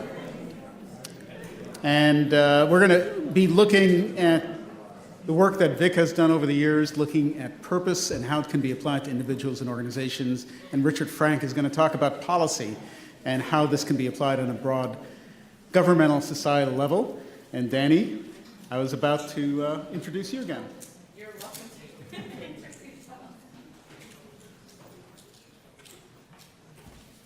Thanks everyone for sticking around, and hope you got a little bit of walking in. So next up, I don't know where you left off. Have you given the title of the, great.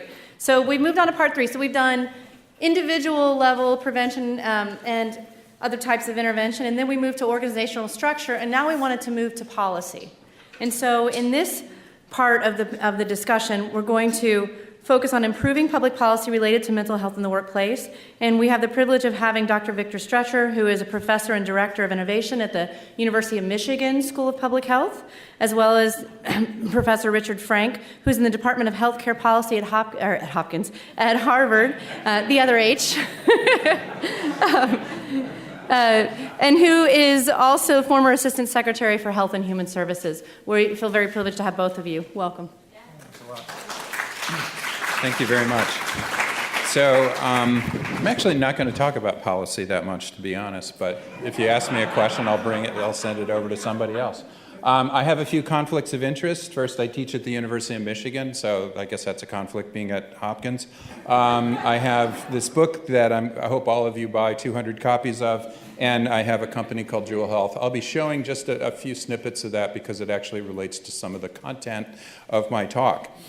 About 6 years ago, I was sitting out on Lake Michigan in a kayak and wondering what to do with the rest of my life. My daughter had just passed away a month before, and she was born totally healthy, but at 6 months she caught chickenpox virus that ended up attacking her heart, creating what they called an idiopathic cardiomyopathy, which just kind of means they don't know why, but probably this chickenpox, and it expanded and destroyed her heart. She ended up becoming the first child in the southeast part of the United States. I was teaching at the School of Public Health at North Carolina in Chapel Hill, and that was the first heart transplant that UNC did in 1991. She grew up to be an amazing child. An adolescent. I'm not going into detail about her life, just that she wanted to give back, so she went into nursing school at the University of Michigan. And her freshman year, we took her and her boyfriend out to the Caribbean, and our older daughter and her boyfriend, who are now married. But, and the third night into this stay, during spring break, she turned to her boyfriend at night and said, "I'm so happy that I could die now. And those were her last words. She never woke up. She just simply died of a heart attack that night.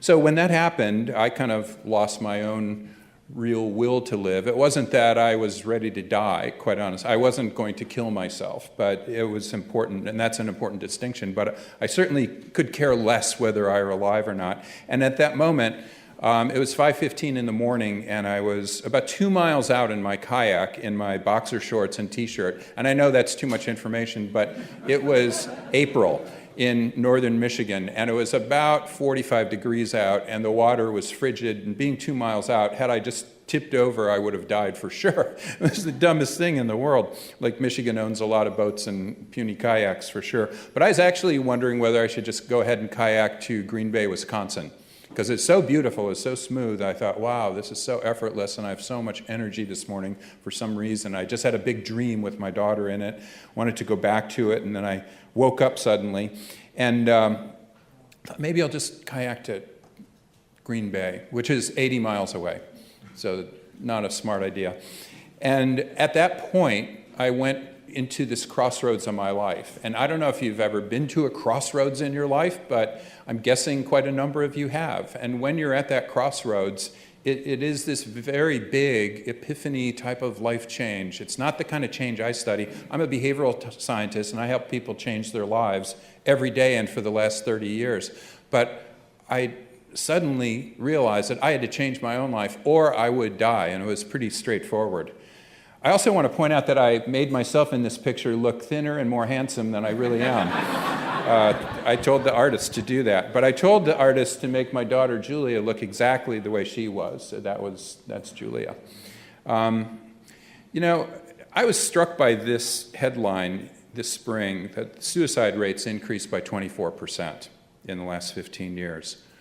That's amazing. I mean, if that were cancer, you know, our heads would be on fire, right? I mean, it would be insane. We'd be going crazy. 24%, people kind of ignored it practically. It really didn't even hit headlines. It was amazing. A person who thought a lot about suicide over 100 years ago was this guy, Emile Durkheim. In fact, he wrote a whole book called Suicide because he was a Frenchman, and a lot of people were committing suicide toward the end of the 19th century throughout Europe, and he wanted to find out why. And here's what he started doing. And if you ever read this book, it's really quite an amazing modern book. Go through to the end. At the end, he starts trying to figure out, what could we do about it? And I'm an interventionist. I build tools to help people make changes in their lives. That's my job. I don't just study life change, and I'm not saying just, that's a very important thing, but I really want to help people make changes in their lives. I build tools to help them do that. And here's what he was trying to figure out. He said he must feel himself more in solidarity with a collective existence which precedes him in time and which survives him and which encompasses him at all points. If this occurs, he will no longer find the only aim of his conduct in himself and understanding that he is an instrument of a purpose greater than himself. But then he asked this question because he wanted to intervene. What groups are best to do this? He said, how about our government, politics? Nah. Too big, he said, way too big. How about religion? He said, you know, people are losing their religion in France. I don't see this as the real option. And people may certainly disagree, but this is what he was saying in his book. Not even the family, he said, because the family is moving all over the place, and as we modernize, the kids are going to the big towns and we're staying on the farm. So not even the family. So he said, beside the society of faith, of family, of politics, there is one other of which no mention has been made, the occupational group or corporation. By Emile Durkheim. Now remember, he wrote this. He was a friggin' communist. He wrote Socialisme, come on.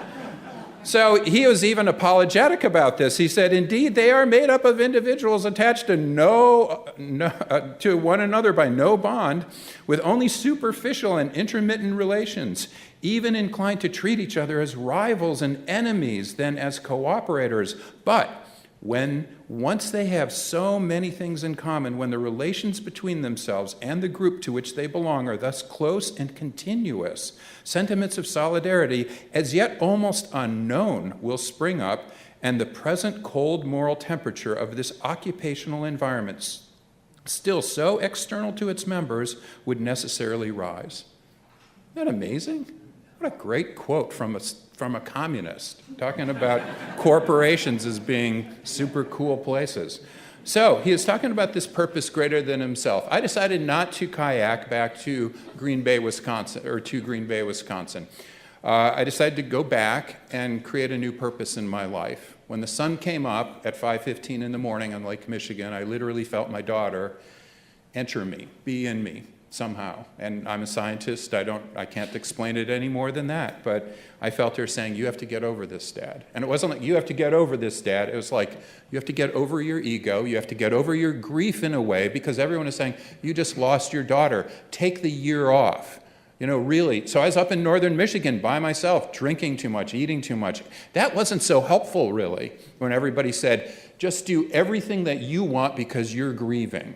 Therefore, you deserve this." In fact, 2 weeks after this, after my daughter died, I went to give a talk at an occupational health conference, and the speaker just before me was showing all these slides and said, "Well, you know, we've done all this work on productivity, and we find that people who get this illness have this loss of productivity, and this illness, and this productivity, and this illness, and this loss of productivity. Oh, and then if your parents die, you get this loss, and if your spouse dies, well, that's pretty big, and you have this loss and this amount of time being unproductive."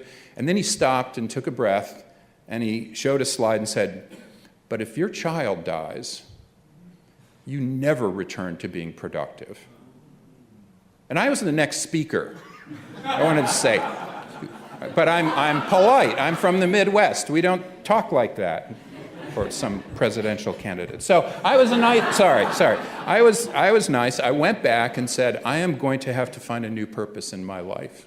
I'm going to repurpose it." So I called the University of Michigan and said, "I know that you let me cancel my class, but I actually am going to teach that class now. In fact, I'm going to teach every one of my students as if they're my own daughter, as if they're Julia. I'm going to teach differently than I ever have before. I'm going to teach with a passion and vigor that I've never, ever even considered doing before. Every student will be my daughter. I'm also going to enjoy love and beauty every single possible day that I can. I'm going to be an engaged husband, father, grandfather. I'm a grandfather now of Madeline and Julia.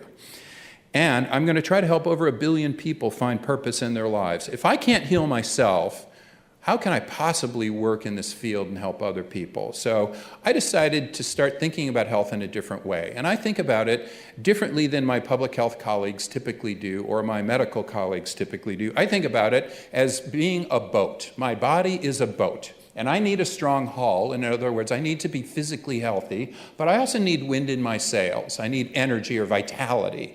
I really need that. And I also need a rudder to be able to steer. By the way, Seneca, 2,000 years ago, almost to this day, in 15 AD, Seneca said, "It doesn't matter how much wind is in your sails if you don't have a harbor."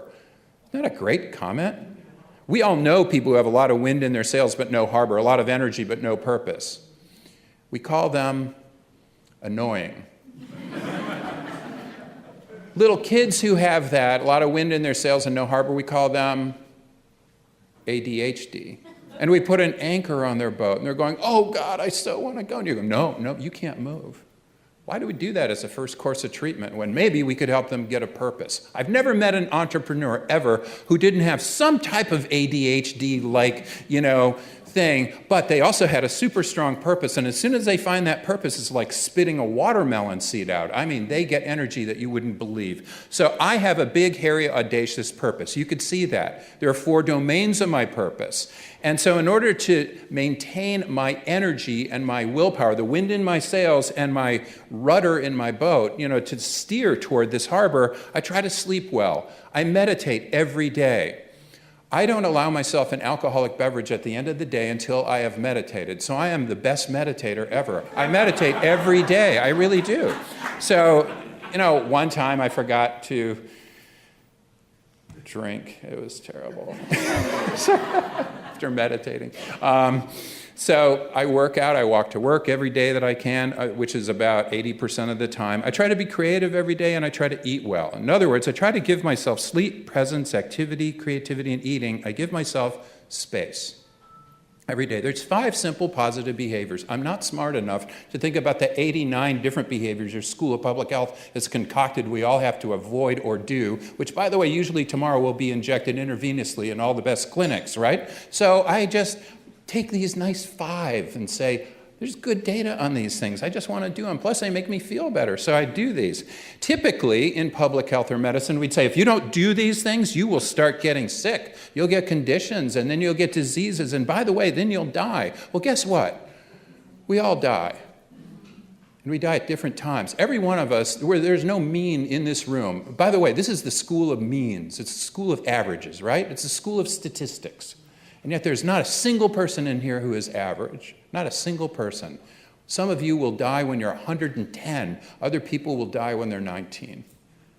It's just how it is. So live every day. And I know that sounds so treacle, but it's true. So why not reverse course? Why not think about health not in terms of the absence of disease, but in terms of having a purpose and having the energy and willpower to align yourself with that purpose every day. Aristotle said it's not just about having a purpose. Now I can go to Disney World. It's about being aligned with your purpose every day. He called that eudaimonia.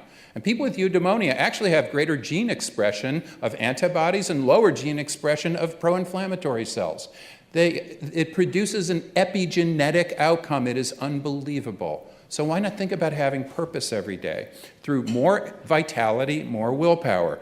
And how do you do that? How about these behaviors that we just talked about? These behaviors give you that kind of outcome.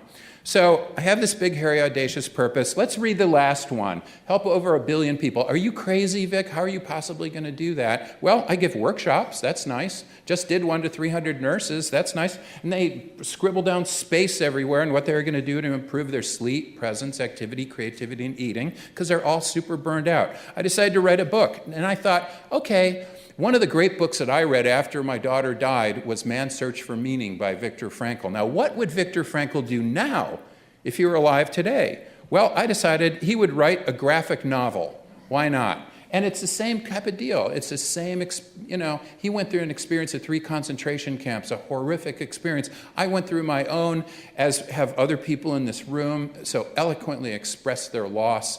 But I had a trauma narrative I had to express, and that's what I did through that book. I also then was invited by the editor of HarperCollins. He said, would you write a book about purpose? I read your other book. I said, I already did. He said, no, would you write one with words in it? So I did, and so that's this book, Life on Purpose, which talks about the philosophy, but also covers over 200 articles. Also, research studies. Also, I created this app called Jewel. And this is an app as well as a bigger platform. I just want to show it to you very quickly.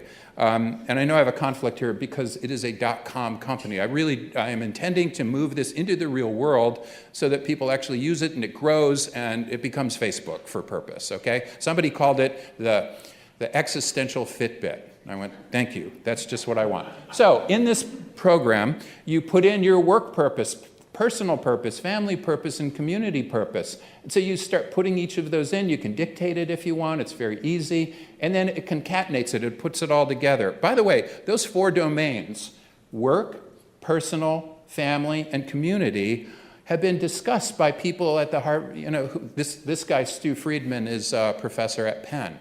And talks a lot about those 4 domains being essential for productivity. Now, one might ask, well, can I weight some of these more than others? Can I weight my work purpose 98%? Well, a lot of really smart people like to view this more as a portfolio, kind of a financial portfolio. You really want some investment in all 4 of these areas. When we look at the 4 domains, just through a word cloud, because we have a lot of people using this app now, you see very different words in these different purposes that people are using. By the way, I'll share all of my slides with you, so if you want to take pictures, that's totally fine with me. I'm an academic, so everything is for you, but you can also have PDFs of them too if you want. So you see the different words, the different ideas.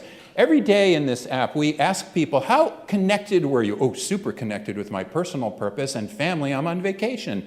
But while I'm on vacation, I'm not really doing much work, so I'm not so connected with work. And then maybe I start coming back, and man, I'm super connected with work because I have 2,000 email messages on Monday, and I'm not connected with family. I doubt this has ever happened to you, but maybe, I don't know. I go home sometimes, and I'm so tired that I need a glass of wine or a craft cocktail that I have made myself after meditating, and my wife will look at me and say, "You're not here." And I'm on my email, I'm going, "I'm too here, I'm not in San Francisco today." And she'll go, "No, you're not here. You're not with me. You're not present. Or you're not present with the kids."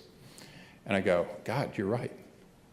So how do you engage with all of these domains? That's the trick. It's not just being engaged with one domain. If I'm a manager, the easiest thing I can do is make all of you workaholics. It's the easiest thing in the world. Very easy to make all of you workaholics, and then I'll start losing some of you.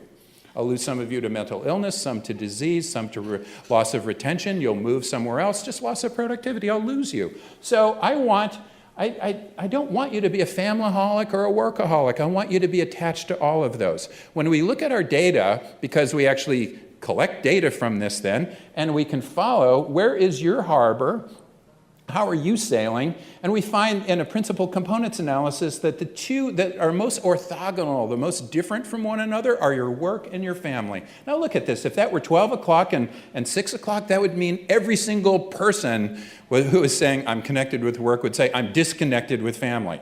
So that's not far off, is it? 1 o'clock and 5 o'clock. So you see kind of where people are in this. Now, how do you get that all kind of straightened out so you can be connected with all 4 domains of this purpose? Well, we found through energy and willpower. So we ask people, were you on fire or were you like super tired? How much willpower? Did you control your impulses? Did you pursue desired activities despite their difficulty? Were you able to avoid habits you're trying to break? And then, if you have depression or diabetes or any number of other illnesses, we can put in an outcome to look at as well here. And I'm just going to go through this real quick. You can also put in your own outcome. So you can put in tennis, for example. What's the top? I put in Roger Federer. That'd be great, because I love playing tennis like Roger Federer. How would that be? I would have a good backhand, good net play, and I'd play smart. What's the worst? Well, I better take up golf. So I'm creating my own outcome measure, which takes about 30 seconds. I can create as many of those as I want. Then, once I've done that, we look at the weather, we look at the day of the week, the day of the month, even the lunar cycle. We use BRFS data, the Behavioral Risk Factor Survey data from the CDC, down to a zip code level to know all of your social environment. And we put all of those, because as we know in public health, right, your zip code is more important than your genetic code, right? So we put all that stuff in. We get a chance to look at all sorts of pieces from the environment invisibly using big data. We take a look at your space every day, and we're able to say, wow, these things for you are predictive, but they may be different for a different person. When we look at maybe managing your diabetes, that may be different for you than somebody else. When we look at your tennis game, maybe these are your predictors, but they are your predictors. And after 10 days, we build a personal model, an N of 1 model of you. So, and then what do we give back? We can say, wow, when you're more active, you have more energy, willpower, your tennis is awesome. And when you're not active, then suddenly your tennis goes downhill, your diabetes isn't so hot. So you see what we're doing. We're giving people a visual representation of where they are with all of the factors that I showed. How about when it's precipitating or whatever? You can look at all of those. Now, precision medicine is this new emerging way to treat people, looking at individual variability as opposed to averages and population means. So what we're trying to do is do that, but also be purpose-driven, moving wellness to well-being. So that's enough of my sales pitch. I just wanted to show you, though, what we're doing right now as part of my purpose. So Durkheim also talked about relations between themselves. That's very important. So giving yourself space means something else to me as well. When I built Jewel, I wanted to carefully think about the space people worked in. And I'm not sure people are going to be talking about that today, but I think it has tremendous amounts to do with mental health in the workplace. So when we moved into this particular space, all of the exec offices, the professors' offices were on the outside, and all of the cubicles were in the middle. I said, well, screw that. Let's turn those into meeting rooms on the outside, and let's have everybody work in the interior part. Let's put in special kinds of campfire lights. This is made by a company called Steelcase, and they have this campfire light. And I just thought, oh, we have to have that. So people feel like they're in a campfire, telling stories, interacting together. And that table in the middle, it swivels and it's paper. So you just write something, you say, oh, what do you think about that, Jane? I love that. This is a meditation and nap room. So all of this was designed in 3 dimensions. Then we tore the crap out of this building and just tore it all apart and totally redid it. And then we created Jewel Health. So every morning we have a stand-up. We work like this. We don't work in cubicles. We don't work in our offices. If we need privacy, we can go to a meeting room. It's no problem. We never have a problem finding meeting space because they're totally surrounding. They used to be the executive offices and professors' offices, no longer. So everyone works very closely together and very often over people's shoulders. That's a really neat part about Jewel. If you need privacy, you can always have it. Whiteboards everywhere, of course, and people love using them. We meditate every day. Also meditate in the sleep room or nap room. That is our Chief Energy Officer, Uncle Lenny, who is Jack Russell Terrier, totally batshit dog. He's my dog, he's crazy. But he is our CEO, our Chief Energy Officer, and he also does the babysitting. If anyone ever needs to bring their kids, Uncle Lenny is there to babysit. And so that makes for a very positive environment. The other thing is we take great pride in building everything there in Ann Arbor by hand or paw. So the only reason I'm showing all of this is that we are a very purposeful, positive organization.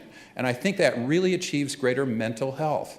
So rather than always just responding to people who are having mental health problems, why not create a mentally healthy environment in the first place? And that's what Jewel Health is. And then finally, thinking about what Durkheim said to the group in which they belong. You know, we are all part of organizations that have purpose as well. And if you don't think you are a part of a purpose, then we need to help you job craft a purpose. Jane Dutton, who's a colleague of mine in the business school, an organizational psychologist, interviewed custodians at the University of Michigan's Medical Center. And she asked, what's your purpose at work? And about half of them said, to make money. And I don't make much of it. Those people took as much time off as they possibly could. You know, people can take certain time off. They took the max off all the time. The other half said, I'm part of the medical team. Tell me more.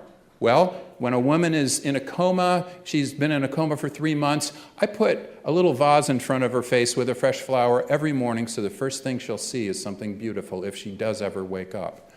We spent a lot of time, my family, at Mott Children's Hospital in Michigan, and we saw often kids who never had parents come. Never. They never had time for the kids.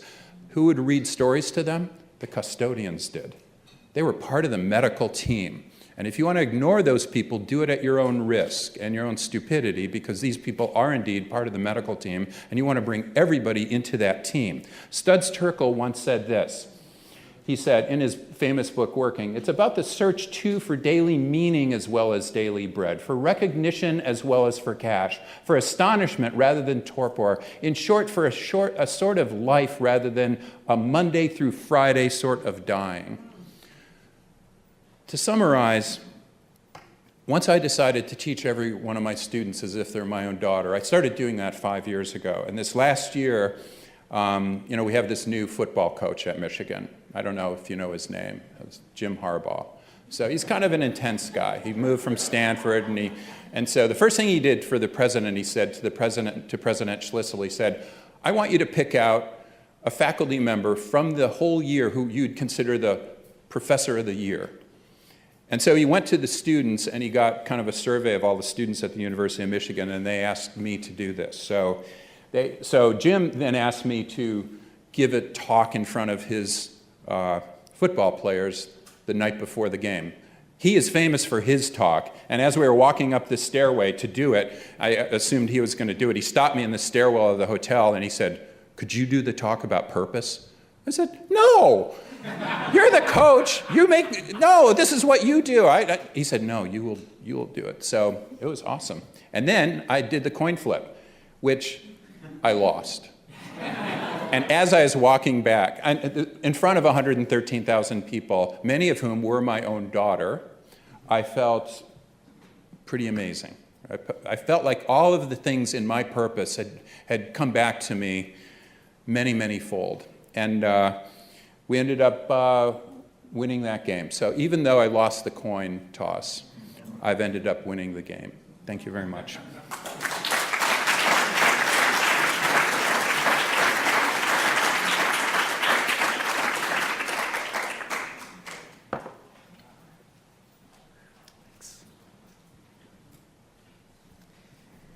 Richard, we're going to have you come up next. First, we have to find your presentation. 15 minutes, that's fine. Take what you need. Which one are you? Should say JHU final. That's it? Yeah, that's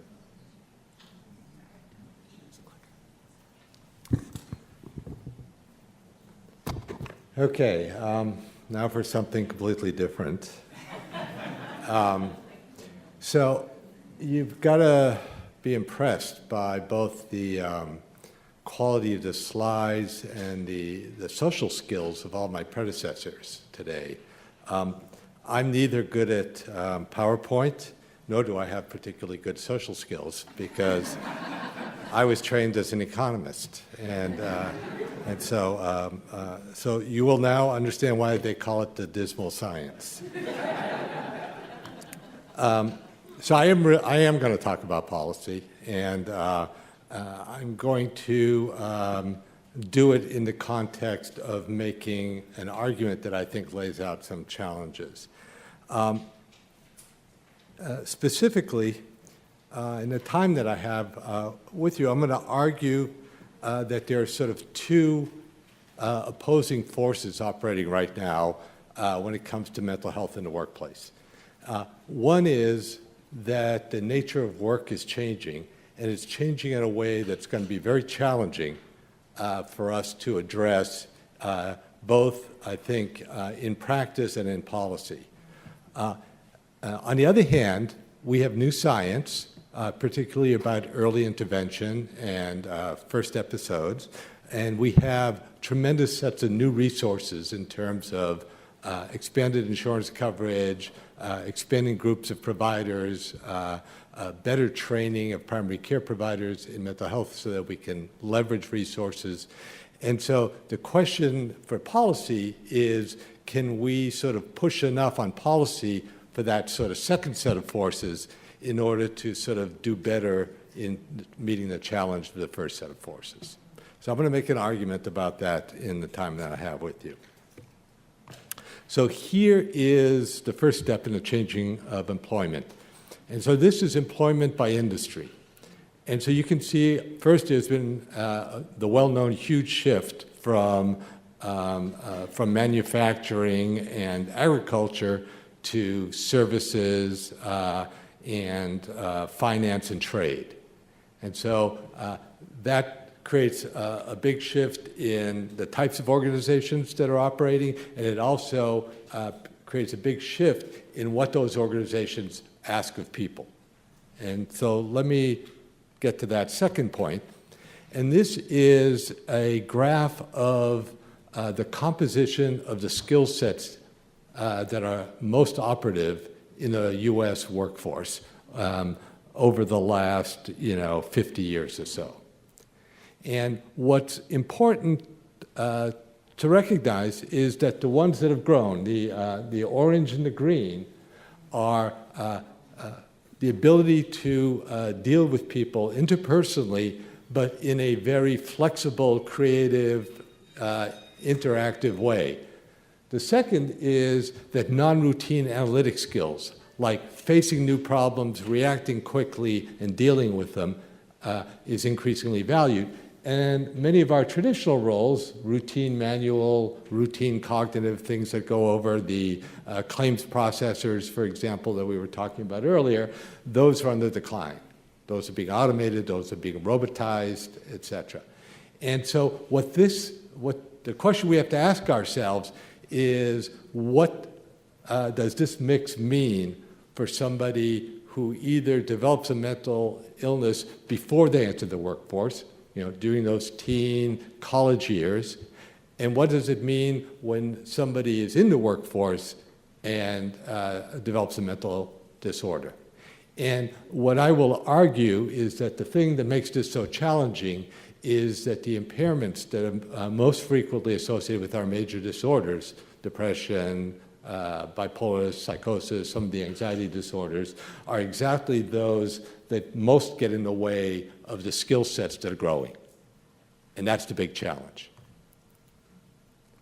So, and so to continue along the Debbie Downer kind of message here, this is a set of tabulations I did recently from the Health Interview Survey, where we just looked at the ratio of employment by people with a mental disorder, a type of mental disorder, versus those who don't have any evidence of a mental disorder. And the severity here is sort of classified according to the Kessler-9 scale, the K9. And so the thing that's important to recognize is on the severity side, it's can you even get into the workforce?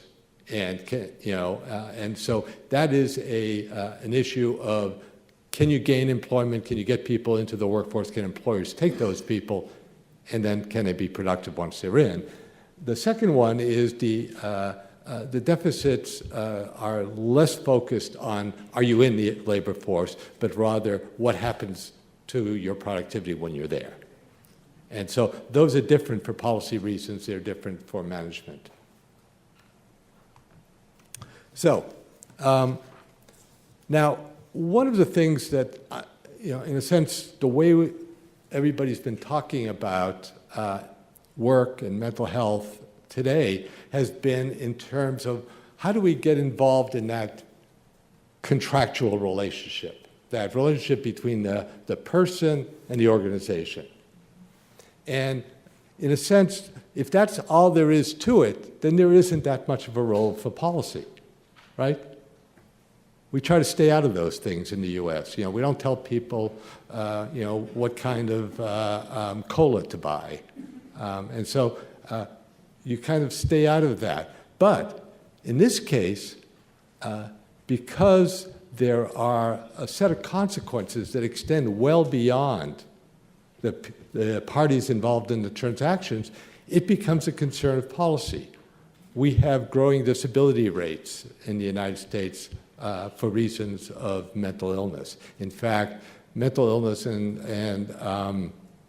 musculoskeletal are the fastest growing components of SSI and SSDI, okay? If you look at private disability policies, same thing.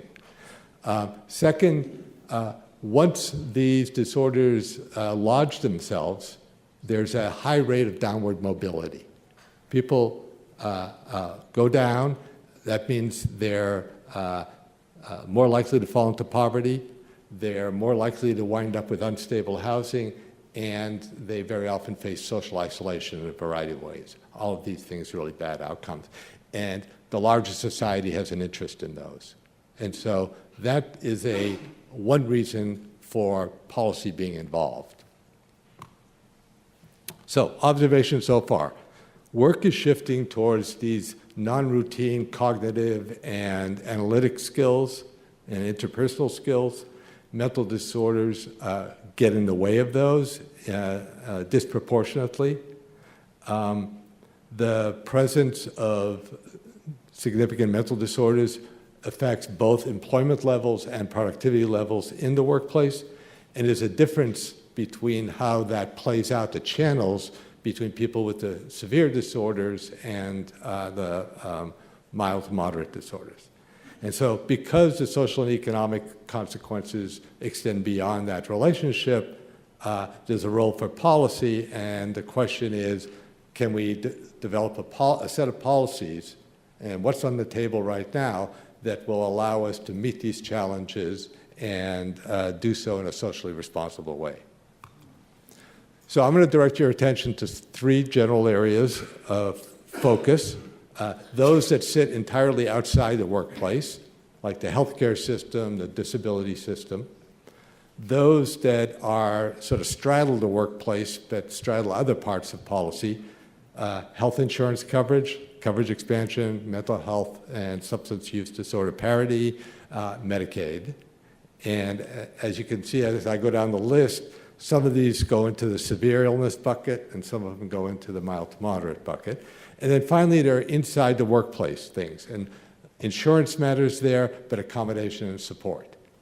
And what I'm going to argue is that policy, the first place that policy ought to go, and the first place we ought to be thinking about this, is in the places where we have misaligned incentives, okay? And I apologize, that's a nerdy economic thing, that's the way we roll. So let me talk about the first group, employers. And this comes back to a question that was asked earlier. We have a variety of things that cut against employers, for the most part, playing an active role in promoting supports, early intervention, and prevention, if you like, in mental disorders, and then dealing aggressively with accommodations. Part of the reason is because the Social Security disability insurance programs create an incentive not to do that because you can cost shift.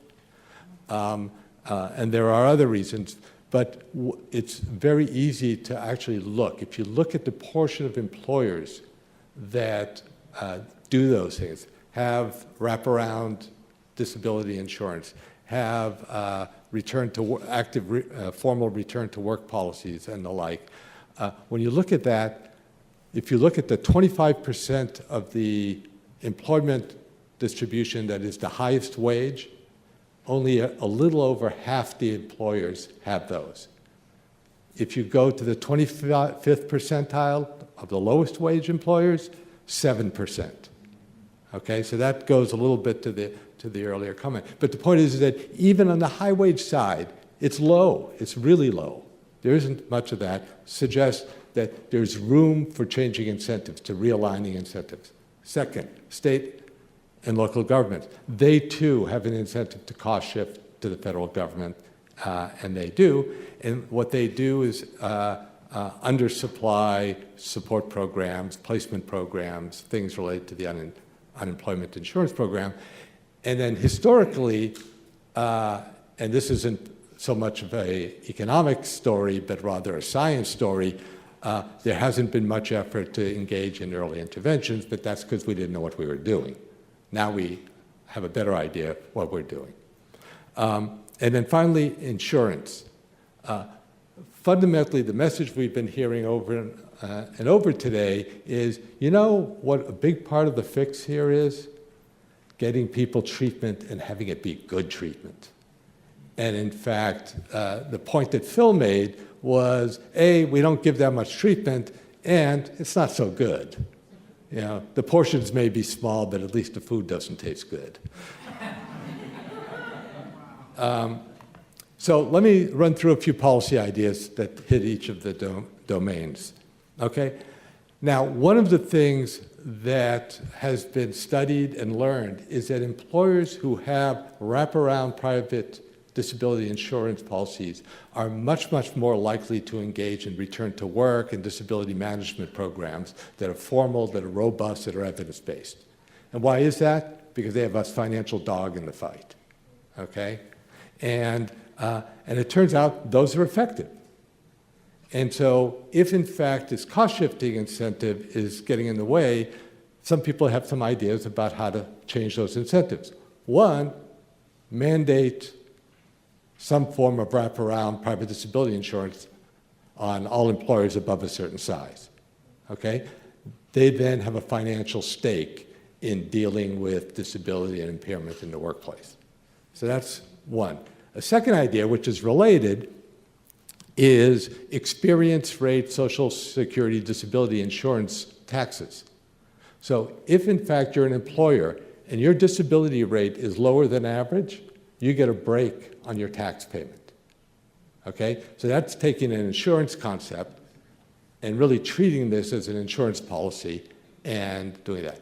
So that's good. That would sort of start to put the incentives in the right place. The bad thing is that it potentially puts a different set of incentives to do really bad things in place, which is it creates an incentive to discriminate in hiring, right? If you can sort of smell out people who are at risk, you will avoid hiring them. So the argument that's been going back and forth that we don't know the answer to is, are the policies that we have in place around the ADA and things like that sufficiently robust so that it protects us against the downside incentives and allows us to take advantage of it. We don't know the answer. We need to find that out. Okay. Oops. ADA enforcement, if you go down the list of claims that are made on the basis of ADA violations, mental disorders are usually like 4 or 5 out of the top 10.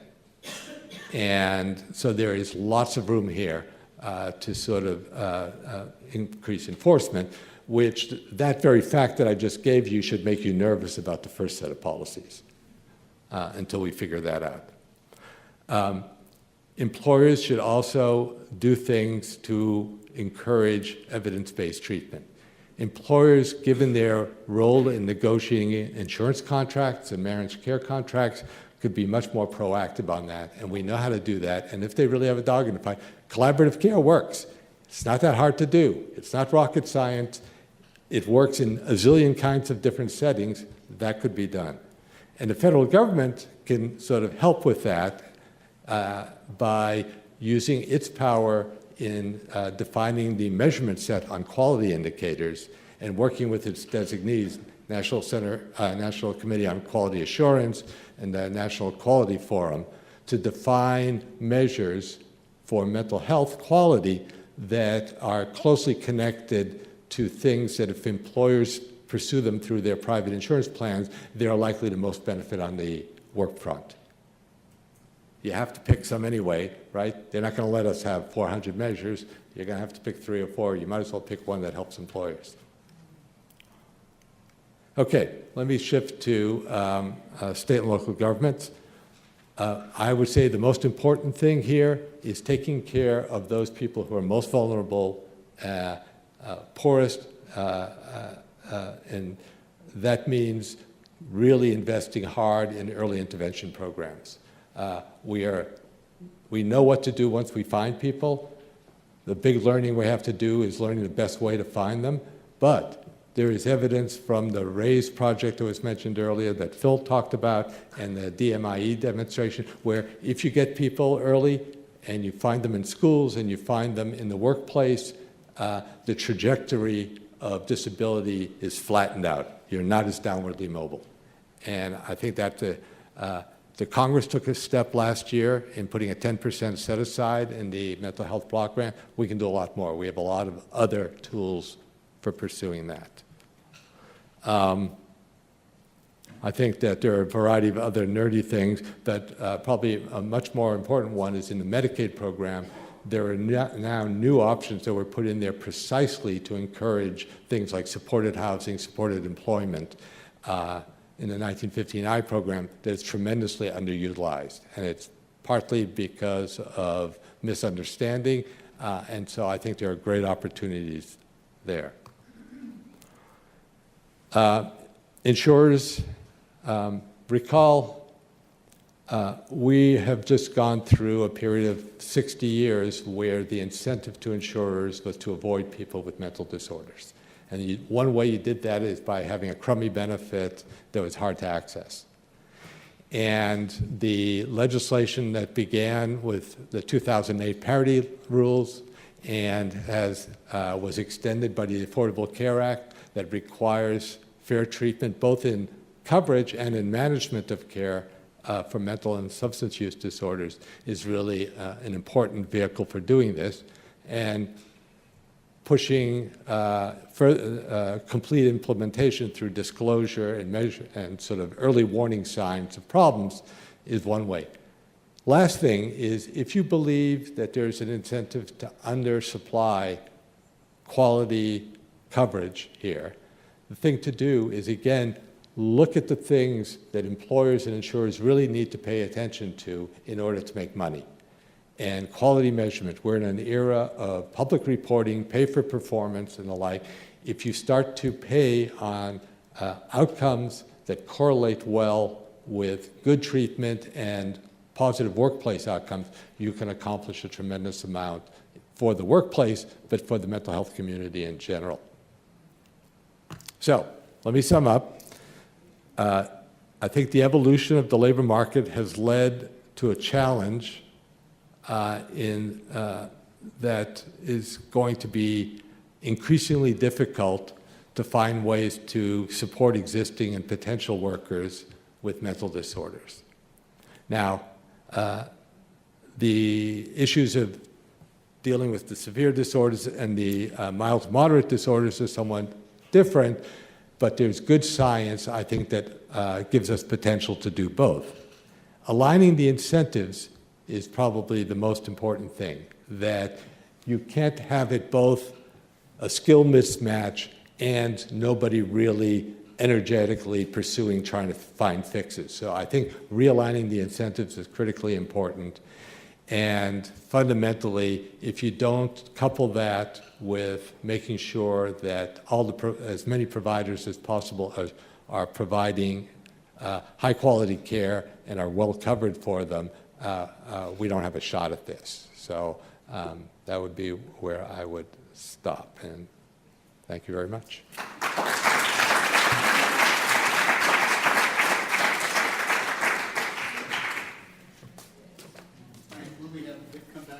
Richard, why don't you stay? We've got just a few minutes for Q&A to either Vic or to Richard. Questions from the audience? Comments? All right, if not, then I'll bring Danny back up and she can introduce Michael Brody. Thank you.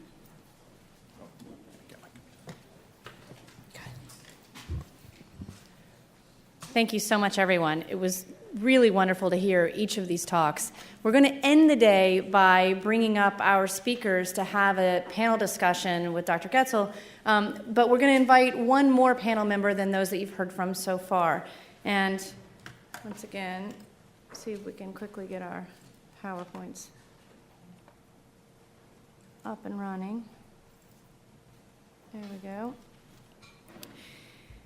And this is a special additional panelist that we thought was really important to this conversation. Kim mentioned in her talk that she doesn't think it's an evidence problem, it's a communication problem. And you may have been speaking from a particular perspective of corporations, but I think it's much broader than that for not only workplace mental health, but mental health issues writ large. And so the Love U Foundation that Rich mentioned earlier, and that is our sponsor and partner today, has recognized this point very critically and funded an award for excellence in journalism relating to mental health issues. And so I'm really proud to have Mike Braga as part of this panel discussion, who is an investigations editor at the Sarasota Herald Tribune, and importantly, one of the 3 colleagues that won the first Carolyn C. Mattingly Award for Mental Health Reporting for work that also won the 2016 Pulitzer Prize Award.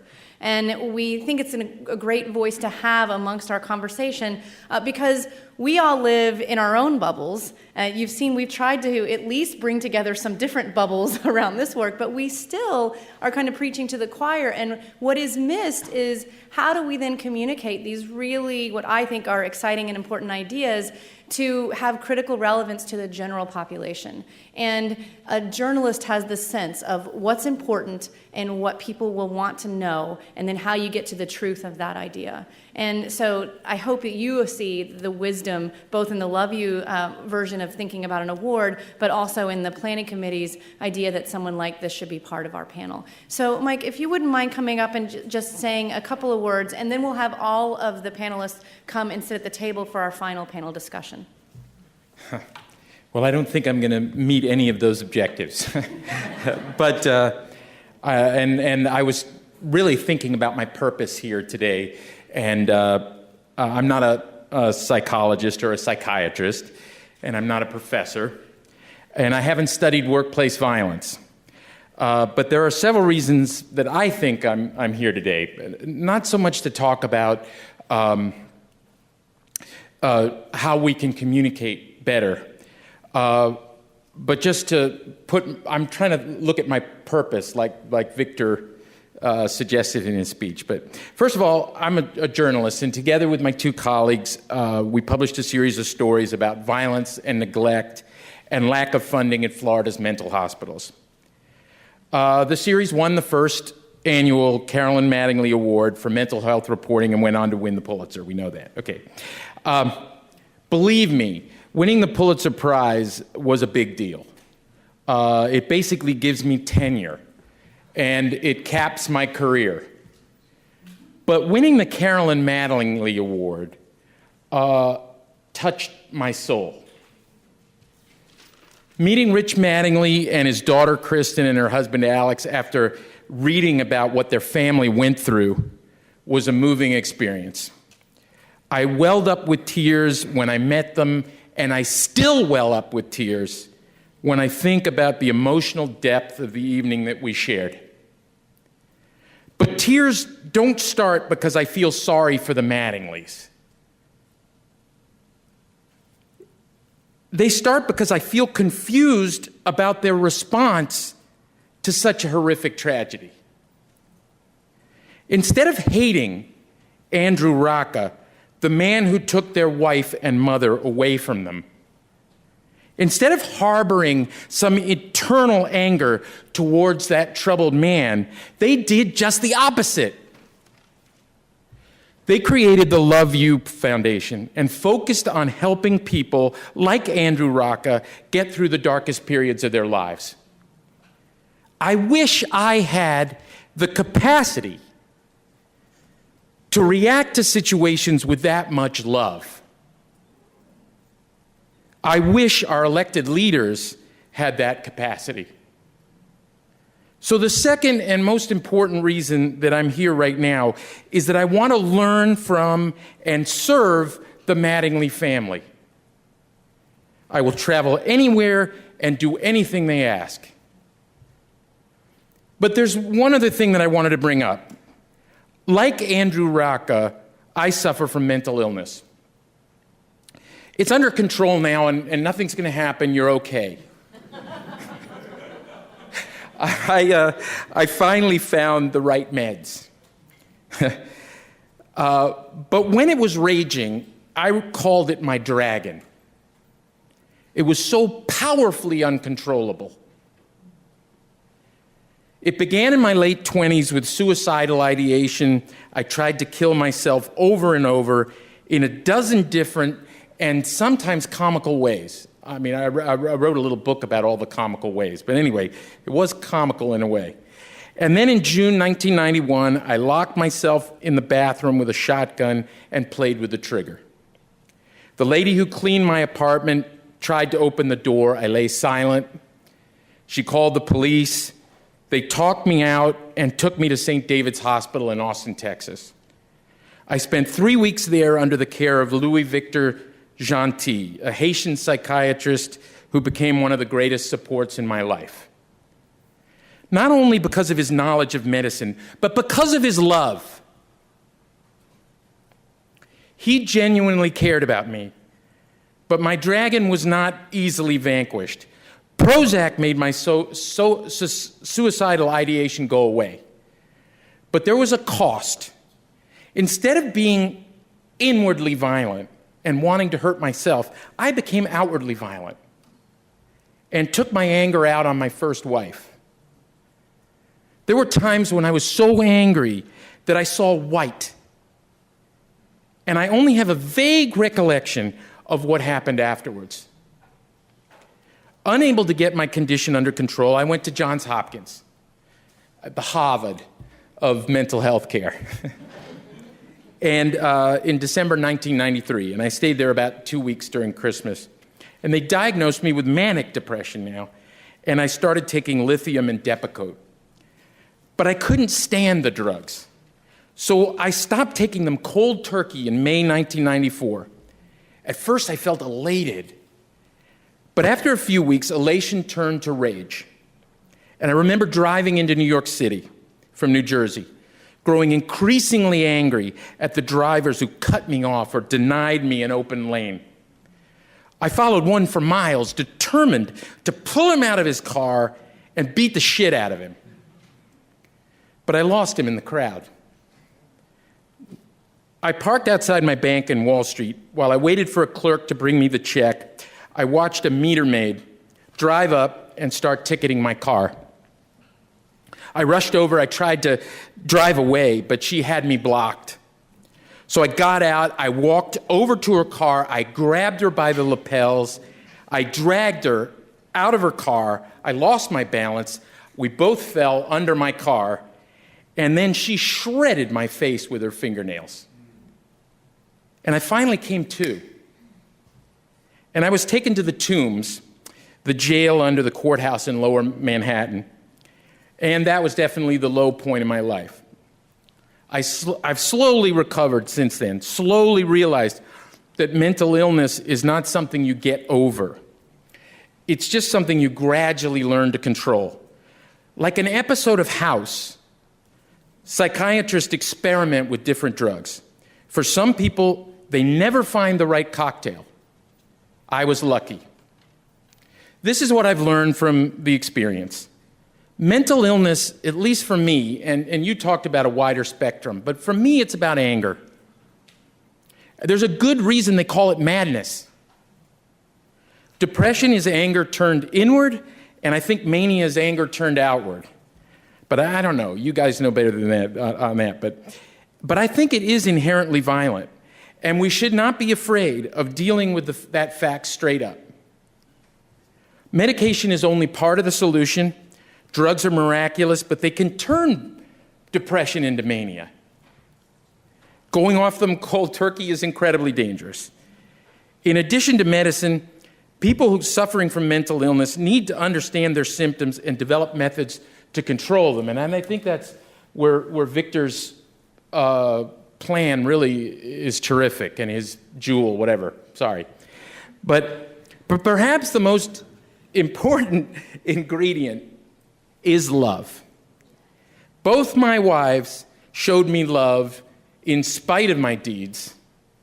My doctor, Louis Victor Gentil, who died 2 years ago, showed me love too. So did Rich Mattingly, his daughter, Kristen, and her husband, Alex. And I have a feeling that their love may be the most powerful yet, because they're sharing it so broadly, and because they're dragging me to show it myself. So that's...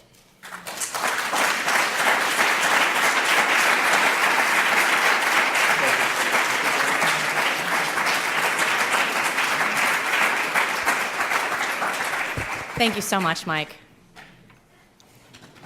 And so I will invite all of the now panelists to come up here so that we can see you as a group, and then Ron will lead the discussion. Bring your name tag with you so that you can identify yourselves.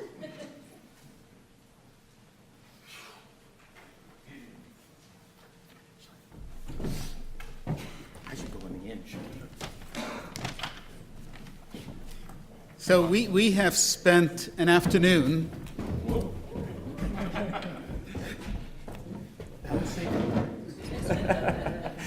So we've spent the afternoon about 3 hours talking about mental health in the workplace, and obviously we've only touched the surface. The way that we organized this session was to try to address personal issues, organizational issues, and societal issues. And we've done all that. We've done an amazing job of bringing together, they've done an amazing job of bringing together their experience, personal experience, organizational experience, and public service experience to try to explore these issues. I mean, we have so many ideas, and there's so many approaches, and actually the range anywhere from individual experience all the way to what federal, state governments ought to be doing from a policy standpoint. Boy, we have covered the waterfront. So I'm going to start a panel discussion here, and allow you to comment all these things. And I'll start with this question. There's a lot of discussion about mental health in the workplace, but bottom line, why should employers care about the health and well-being of their workers? And Vic, I'm going to turn first to you, because you really talked about pretty much what an individual ought to do. Connect that back to the workplace and what employers ought to do. Great. Thank you. I'll be brief. I do really think that employers have purpose as well. And there's really good data. In fact, there's a wonderful book called Firms of Endearment. And this is created by 3 business school professors who followed 28 companies, public and private, for 18 years. And the one distinguishing feature was that they all had revenue transcending purpose. And they followed them, and then they compared them against, quote, good to great companies. You're familiar with those. And then against the S&P 500. After 18 years, the S&P rose by 118%. Good to great companies, which were selected according to their leadership prowess and their financial prowess. By the way, Philip Morris was one of those companies that's a good to great company. But the firms of endearment, which include companies like Costco, which have a certain cap on the percent of profit they take, REI, yeah, I could go on and on. They're pretty amazing companies. The good to great rose by 252%. The firms of endearment rose after 18 years by 1,700%. So and there are quite a few studies now there's mounting evidence that shows that companies who have transcending purpose do well. There's a lot of evidence now that shows that people who have a self-transcending purpose end up doing better themselves. There's something kind of zen about this. In terms of 10 years later, their depression rates are only half those who have a lower or non-transcending purpose, more hedonic purpose. I could go on and on. Stroke, heart disease, Alzheimer's even. People do so much better. They are also more productive at work now, it's been found, and much more satisfied. So I could go on about this, but I really do believe living this eudaimonic life that Aristotle talked about, first of all, it just makes you happier in general, gives you much greater well-being, and I believe does make you more productive, more cooperative. And if you can connect that ideally with the company and the company's purpose, and that means the company has to listen to their employees. Like, what are your core values? What are you here to work for? If you can make that connection, then you have a very powerful company. Yeah, to add to the study that you just mentioned, the good to great companies, we also published a paper in January this year that looked at winners of the Coop Award. Peter mentioned that USAA has won the Coop Award. Prudential has also won the Coop Award, and also tracked their stock performance from 2001 to 2014. The Coop winners, 26 companies publicly traded. Their rate of return was 325% versus the S&P 500 at 105%. Yeah. So essentially 3-to-1 ratio of stock performance for the companies that care about health and well-being of their workers. But let me turn to Andy and to Peter. How do you convince your CEO that this is something they ought to be paying attention to? Andy. It's the story and the data.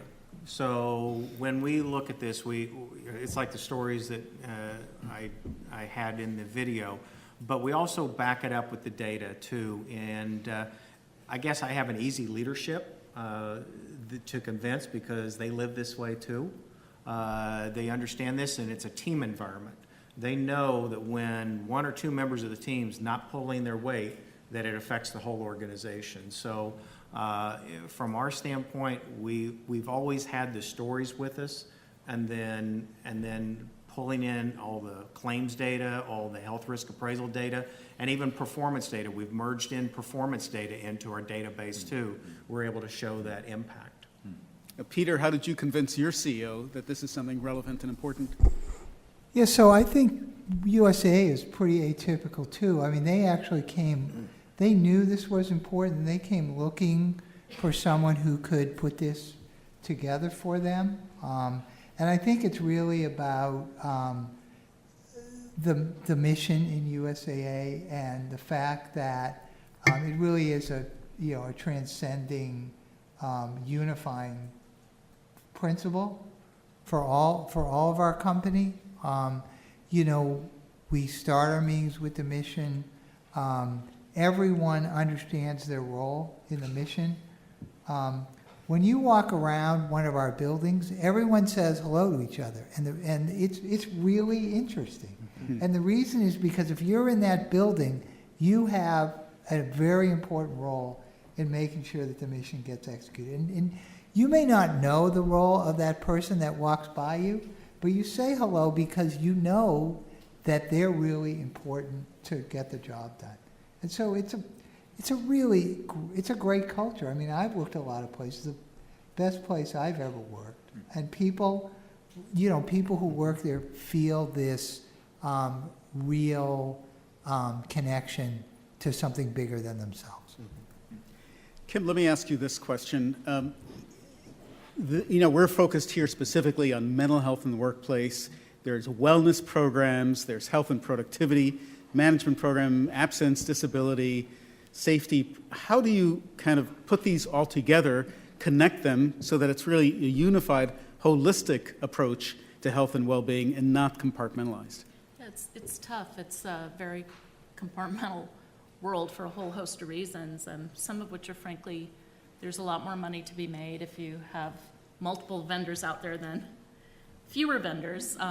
And a lot of times the integration that can occur by providing a health and disability program means that if you were doing that separately as a vendor, you might have a loss if you're pulling that together. So I think there's a lot of reasons why that push against it. Also internally in organizations, there's turf battles and politics that go on, particularly in mid to large size organizations where it's harder to visibly see or feel it viscerally, the connection between employee health and your business value, whereas in a smaller company, you know it right away. Somebody's out or somebody's having problems, you know it has an impact immediately. So where we see it in larger organizations, where the argument can be made more effectively, is at the operational unit level. So that might be a facility, a factory, a department, a regional location. So trying to break the measurement down into units that feel like a built space and like an environment. So those people know each other, they're team members, it's more of a space where they feel that connection right away. And being able to start, for our employers who are just starting to do this work, to work with their variety of groups. Somebody had mentioned HCMS. There's a variety of different groups that build these integrated databases if you can't do it internally. And to just start in a pilot effort with a few departments and understand the power of being able to integrate across these areas and what it can bring you, I think, is a practical way to approach it. Richard, I want to ask you a question. You mentioned all the various policy implications at various levels of the organization, state, local, and federal. Frankly, except to this audience, it's pretty nerdy stuff. And how do you go about convincing the right people, whether it's employers or state and local legislators or even Congress, God forbid, to actually enact these kinds of programs that will align incentives? Yeah, if you don't mind, could I say a couple of things about just this prior comment?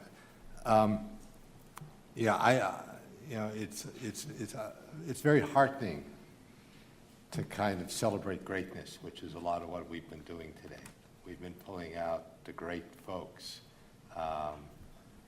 We've heard stories of greatness here today and examples, and that's a wonderful thing. And it reminds me of sort of charity a little bit, that there have always been people, even before the tax codes, who gave away a lot of money and were very community-oriented. But in fact, when we decided that we wanted this to be done on a large scale, we didn't rely anymore on just greatness. We relied on incentives. And in fact, the day started with sort of the Love You mission, which is really to kind of spread this and make action widespread. And so I think greatness is instructive and important, but you really need to go, if you want this to be the game changer, which I think, there's some potential for it to be that, you need to figure out how you're going to get the guys who aren't necessarily gung-ho to do this on their own and who aren't in a position where they have a workforce that is totally stable in things, but rather can do the best they can to move things in that direction. And that's where I think policy comes in, and that's where I think sort of realigning the incentives really does happen. And the most important thing is I think that you look for some things that employers sort of are going to have to do some version of anyway, and then get policy to sort of be designed so that when they do it in the most effective, best ways possible. And so that's kind of my starting place. And that's why quality measurement insurance design, because we now have laws of the land that say you have to do those things. So let's do them so they have the maximum impact.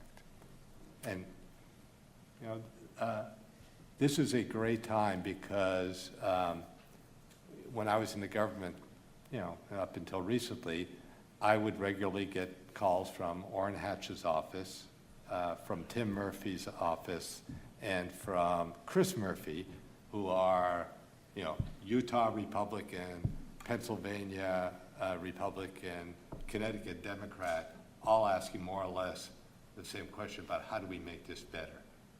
And when that happens, it's an opportunity. And so I think that you know, we're at a moment now where we can really make a difference.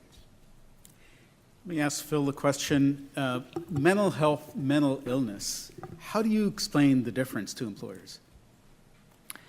That's a good question. I think you know, this is actually a shift, I think, probably for employers to understand, you know, that you know, health conditions can be just cost drivers, or you actually could see them as, you know, potentially investment opportunities. I think that's kind of the spectrum that you might, if you consider mental illness to just be, you know, an illness, and it's a black hole. If someone is mentally ill, you're just, you know, sinking, you know, treatment costs into it, and you never see any, you know, potential return on that, or you know, then all you're going to try to do is minimize, you know, cut costs. And if you see it as, you know, as in a broader way that I think many of the other panelists have talked about it, and it, you know, that there's, you know, how someone is functioning at work, you know, how they're functioning in their family,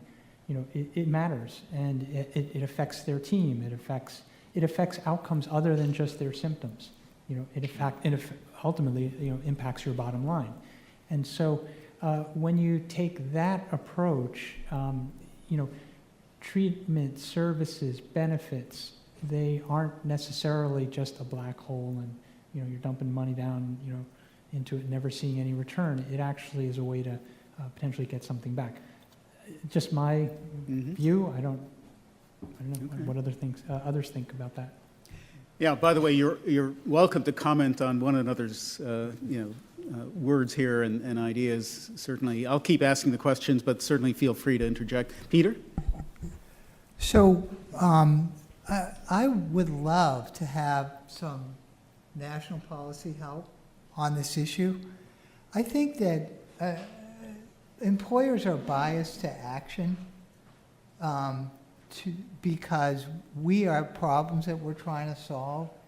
And, you know, my experience is it's really hard to wait for something at a national level to help you. If you wait, you'll never get anywhere. And so I think you see employers experimenting with more or less rigor than you might want to see in a scientific study. And I think there is some value in having employers who have had success come and talk. I think that was the point of having, you know, Andy and me here, because you know, if you can find something that works in a local situation and it's one employer and then it's a couple of employers and then it's a small region, it's valuable to pursue that, to see if that bright spot is something that can be made bigger. Mm-hmm. Let me ask a question, Michael. You're a journalist, and you've now attended this session here. You've heard stories, personal, organizational, policy. But your job at the newspaper is to get a headline, to get something that's going to get readers' attention. What would be kind of the headline news out of this session for you? Well, for me, the points that were most fascinating were first Andy's talk where he started talking about spiritual as a concentration point. I think all of us want to talk about the spirit, you know, and I think we shouldn't be afraid of dealing with that in the workplace. I mean, keeping away from people's religion, but just dealing with the spirit. And the other thing that I thought of, which has kind of been percolating up, was, teamwork. Everybody talks about teams, that they're working on teams. And I think that people who are working on a team together know each other. I think that people on my team will know my past, will know my problems, will know my health. But the problem might be that a lot of places there isn't teamwork, and you don't really know. I mean, when I was just a frontline journalist, I was dealing with my editor, and I wasn't sharing. But in order to really do teamwork, you have to share who you are. And therefore, the team can take care of you. So why don't we move to some sort of system where we're actually working on teams rather than working alone? But as a journalist, I'm going to do a follow-up on that as an interviewer might. So you need to get some point of controversy in order to make the front page, let's say, of the newspaper. And I'm just my nature. I want, and I'm sorry to say this because this is what you think of journalists, but I want something to fix. I want something that's broken. I don't want to deal with this solutions in a sense. I want something that I can deal with that's got a villain. That's got victims. And that's a hard thing with an intellectual environment, because where are my victims and villains? But there were ideas where you can latch onto. I mean, somebody is mentioning spiritual. Yeah, mm-hmm. Yeah, let's write about that. In the mental well-being of a person. Yeah. Sorry. That's good. That's what I wanted, the headline news. I love this. Ron, can I love that. My son's an actor, so he made me read this script writing thing on a hero's journey, and it's really changed the way I think about writing stories. Yeah. But it does make me think, we're not good, I'll just speak for myself, researchers often aren't good at communicating or writing things. It's taught out of us in grad school. We're taught to write in horrible ways. But I was thinking it might be illustrative to think about how could each different party, and I'll speak for employers right now, what do they do that makes them in the villain column, and what do they do that makes them in the hero column? It's like if we really think about that, what is bad acting behavior, villainous behavior, and it could be that incentives are making them do those things, and those incentives can kind of push them over into the hero column. But thinking differently in these compelling narratives might be a way for us to kind of move from this very academic way of talking about it to more of a story writing, a more effective communication mode. Mm-hmm. Yeah, I'll get back to this theme, but Andy, I want to ask you, one of the things that I've been very impressed with in terms of what you've done at Prudential is move at these three different layers, the individual, the organizational, and the community. And so in that sense, you're saying we need to improve individual health, mental health and physical and so forth. We need to improve organizational health, and we need to improve community health. That's a tall order for any organization, because typically they're very focused on themselves. What do I do to make more money, basically? Again, how did you get this very broad approach? Who conceptualized it? How did you develop it over time? And how did you convince your management that that's what they ought to be doing? We didn't ask them.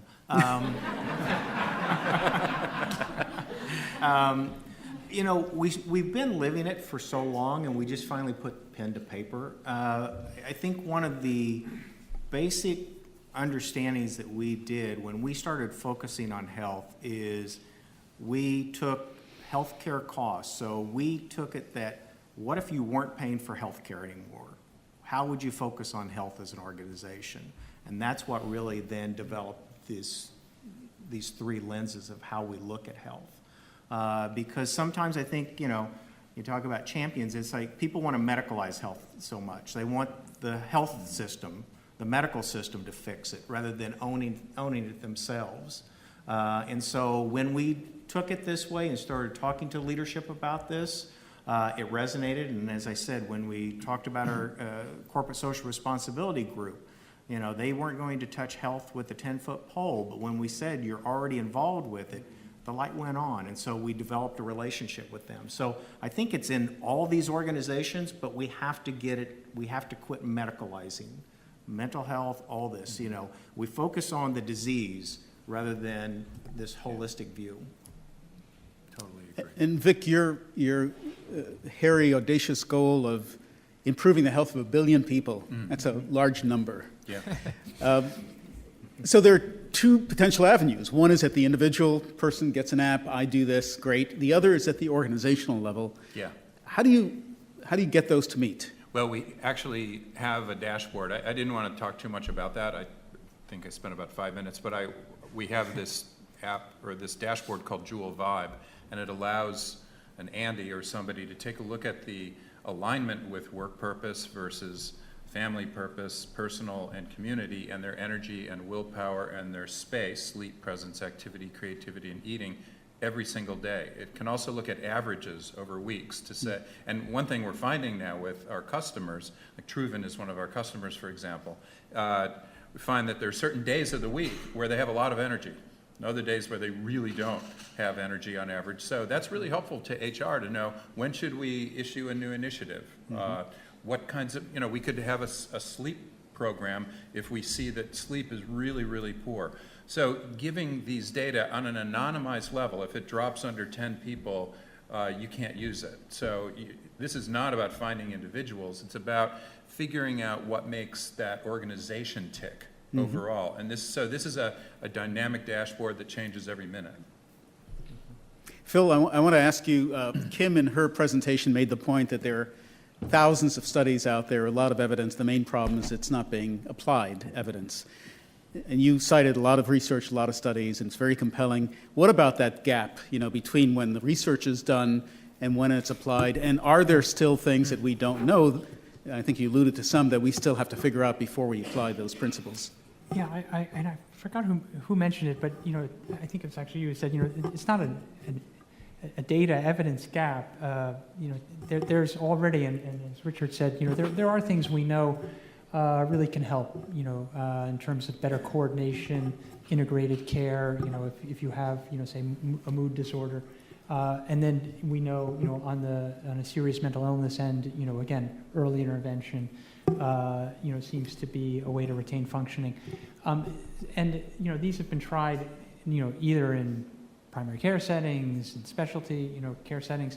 They've also been tried in workplace. In fact, I see Francisca, all of us, Richard, Francisca and I were involved in a trial of essentially collaborative care, you know, an integrated care for depression that in Fortune 500, you know, employers. And it too showed, you know, not only was there a reduction in depression symptoms when you had, you know, delivery of high quality mental health care, but there was also an improvement in productivity, you know, outcomes. Now, it was interesting when we were recruiting companies for that trial. We were essentially, if you think about it, giving away a benefit, this disease management program. And so it was interesting when companies weren't particularly interested. And I remember we would talk with, you know, usually we got through the CEO, and then we'd be talking with someone at HR or whatever. And what it is it's exactly this gap. It's not that they don't believe, you know, a study, you know, from Harvard that, you know, Richard is on, you know, in JAMA and, you know, saying the productivity, you know, the labor market outcomes and whatever are all, you know, improved. It's, are they going to get that from their vendor? And, you know, their particular disease management you know, supplier.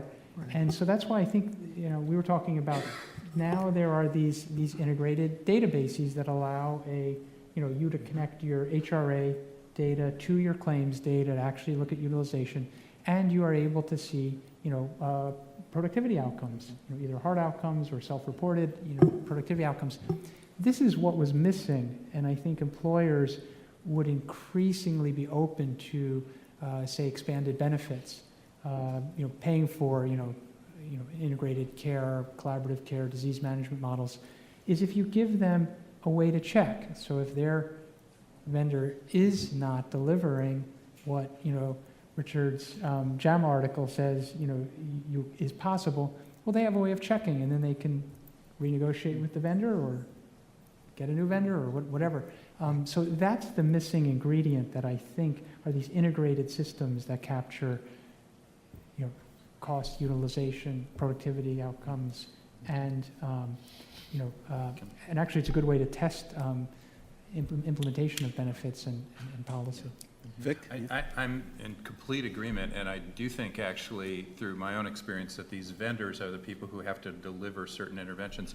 The problem I see is that most of the companies out there who deliver wellness programs, to me anyway, it seems like, well, in precision medicine, it's almost like medicine has ray guns now. It's so cool, and we have squirt guns. It's just, our interventions are really, if you think about it, primarily knowledge-based, and we've known for 60 years that knowledge doesn't change behavior.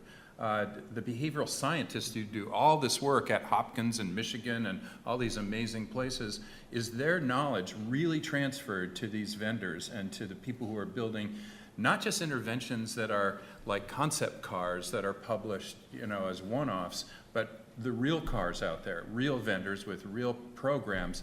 That's a huge gap that I see. My colleagues who are building new drugs, they have 15 drug companies waiting to spend $250 million to take that and turn it into a little purple pill. Boy, the CDC, I can tell you, just does not say, oh my gosh, we see the best evidence out there from this research and this research, we're gonna take it and move it into the real world. I'm sorry, but I don't see it. And that's our arm of, that's the intervention arm. Vendors very often don't have an understanding of this. So I think we really do need to improve, shore up that side, make it more scientifically based. Can I jump in? Andy, sure. And I think we rely too much on vendors, and that's where the company has to own it. They can't vendor everything out. They have to own this, otherwise they're just doing it for people to take their medical benefits, and that's only 85% of our population. So I think too many times companies are trying to go buy a solution rather than own a solution. Great point. I'm going to open it up for the audience in a minute. I want to ask one more question, Michael, but think about what questions you want to ask, any that you've jotted down and so forth. But Michael, you again is almost the outsider in this group. You're not a professor, you're not a lecturer, you're not a psychologist, psychiatrist. I feel it. And you feel it, yeah. So hey, we're not Pulitzer Prize winners. No, that's right. Good point.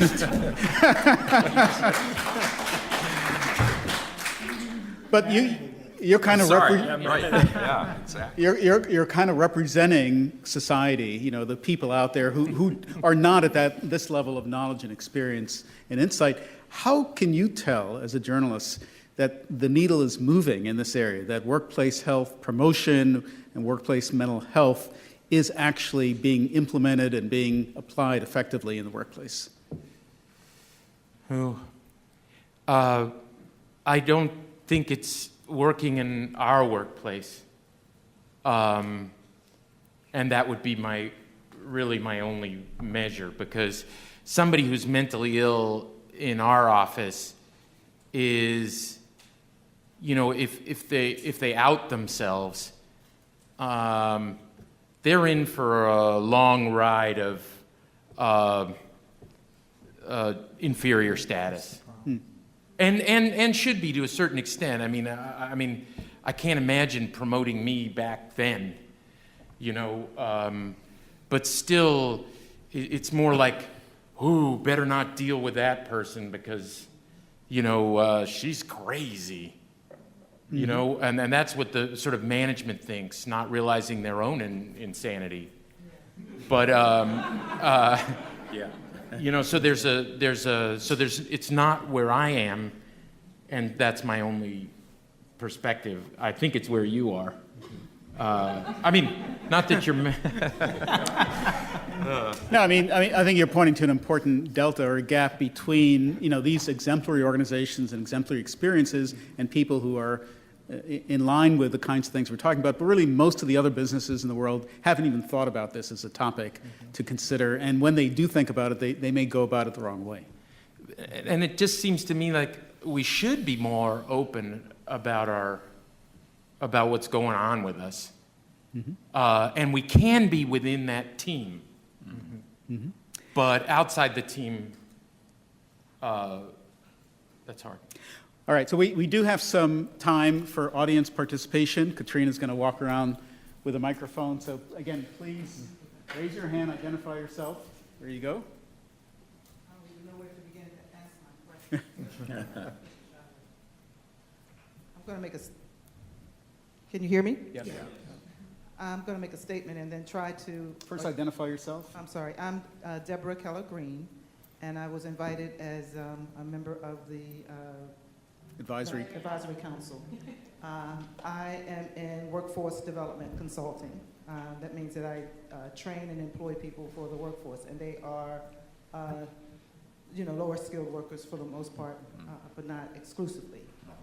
I also, my career started from high school in mental health. I worked in a mental health institution here in Maryland called Spring Grove Hospital Center.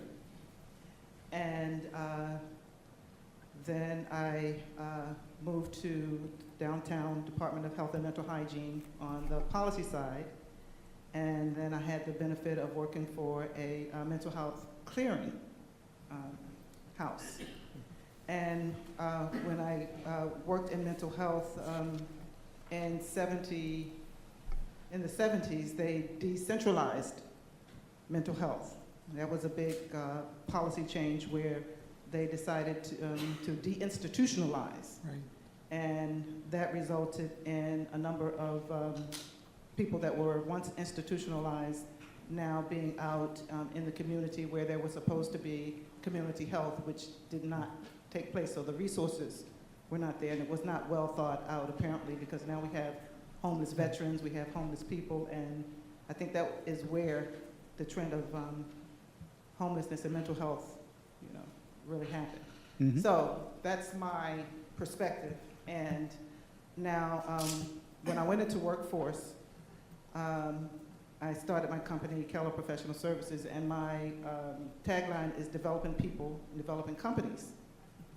And in developing people, I realized that on the developing company side, there was still work to be done. And so I guess my question is, how do we influence the employers to adapt to new policies, new change, and changing their mindset? And I know we don't have all the answers, that's why we're here. Mm-hmm. But I had to ask the question. That's essentially what we're trying to figure out here, both this afternoon and as part of the advisory council, to come forth with some ideas, some big, some more focused and practical things that we can do in a short time horizon. So that's the challenge. I don't think any of you have a quick answer. I mean, sadly, I'm going to throw this to Peter because I've heard him talk before about doing local, regional gatherings of employers who are, there for the long haul. Their headquarters are in your town, and working with small, coalitions of employers to begin tackling the problem because they have a stake in it. Their headquarters are there. They're not planning on moving anytime soon. And so it's really important for them to make sure that the labor market in the community is healthy and strong, and that they're contributing to that, because people are, if they're either going to stay at that company for a long time, if it's a good company, or they're going to move on to another company in that community. Thank you. All right, I think we have time for perhaps one or two. Right over here, Katrina, on the right side there. Hi, I'm Richard Saporito, and I'm Senior Vice President of a technology company. On the issue on policy, I just want to make a comment. Some folks talked about that. Some of the real-life situations employers encounter day in and day out surrounding policy, and particularly as it pertains to mental health sort of cases. And I actually see my own daughter suffers from depression, so I'll talk about that in a second. But for employers, oftentimes we don't make anything where I work. We're a service company. It's the value that people bring to the job. So getting, hiring, training, and keeping people is critical. And it's throughout the philosophy, probably similar, Peter, to the culture of your company. People are always, we're like a family. We're publicly traded, but it's really a family sort of environment. We have people that are 25, 30 years. The company's only 33 years old. Just amazing how many people stay there. Having said that, we try to do the right thing with, again, getting people back to work when they go out on ADA. Particularly, it is almost impossible to get some folks to come back to work. And the problem with it lies with, it is broader than just the employer. It's the, quite frankly, someone of the medical community itself. And trying to get information to get someone that can return, because the restrictions are very, very hard to decipher through. You get code half the time. I got to tell you, we're not doctors, okay? Right. But we want to do the right thing. And then a lot of these people, they end up falling off the cliff. They're out there forever. They become lost in society. That's what's going on. And until we can fix that, I think the ADA was a great law, well-intended. I really do believe it. But I think the pendulum has sort of swung in the opposite direction with some policy. And I understand why doctors also struggle. There's HIPAA, there's all kinds of issues that you come across with, trying to give information to employers so that we can reasonably accommodate the employee that is out on disability. I see my own daughter struggling, listening to you, Michael.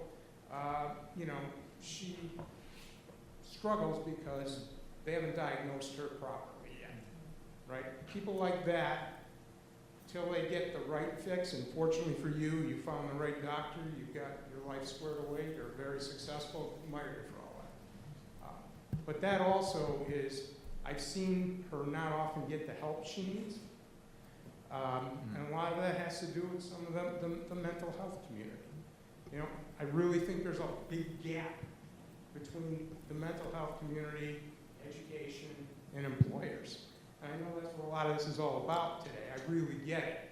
And I'm very impressed with, all of you up here. You're doing great things. And I wish some of the things, I'm going to take back to my company. Can't scale probably the way some of you folks have done in the larger organizations, but I do think it was very, very helpful. But policy, honestly, things have to change. Thank you. I think we have time for one more question. Somebody in the back is trying to ask a question. Sir.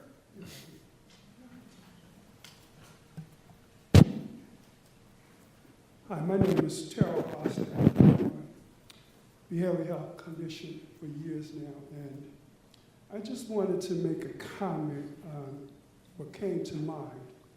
Years ago, I worked with a coworker that made a comment about the workplace. And her comment was the workplace was no more than a reflection of society. And in listening to what was said today, I think about how that in society today, we have a problem with stigma of mental health.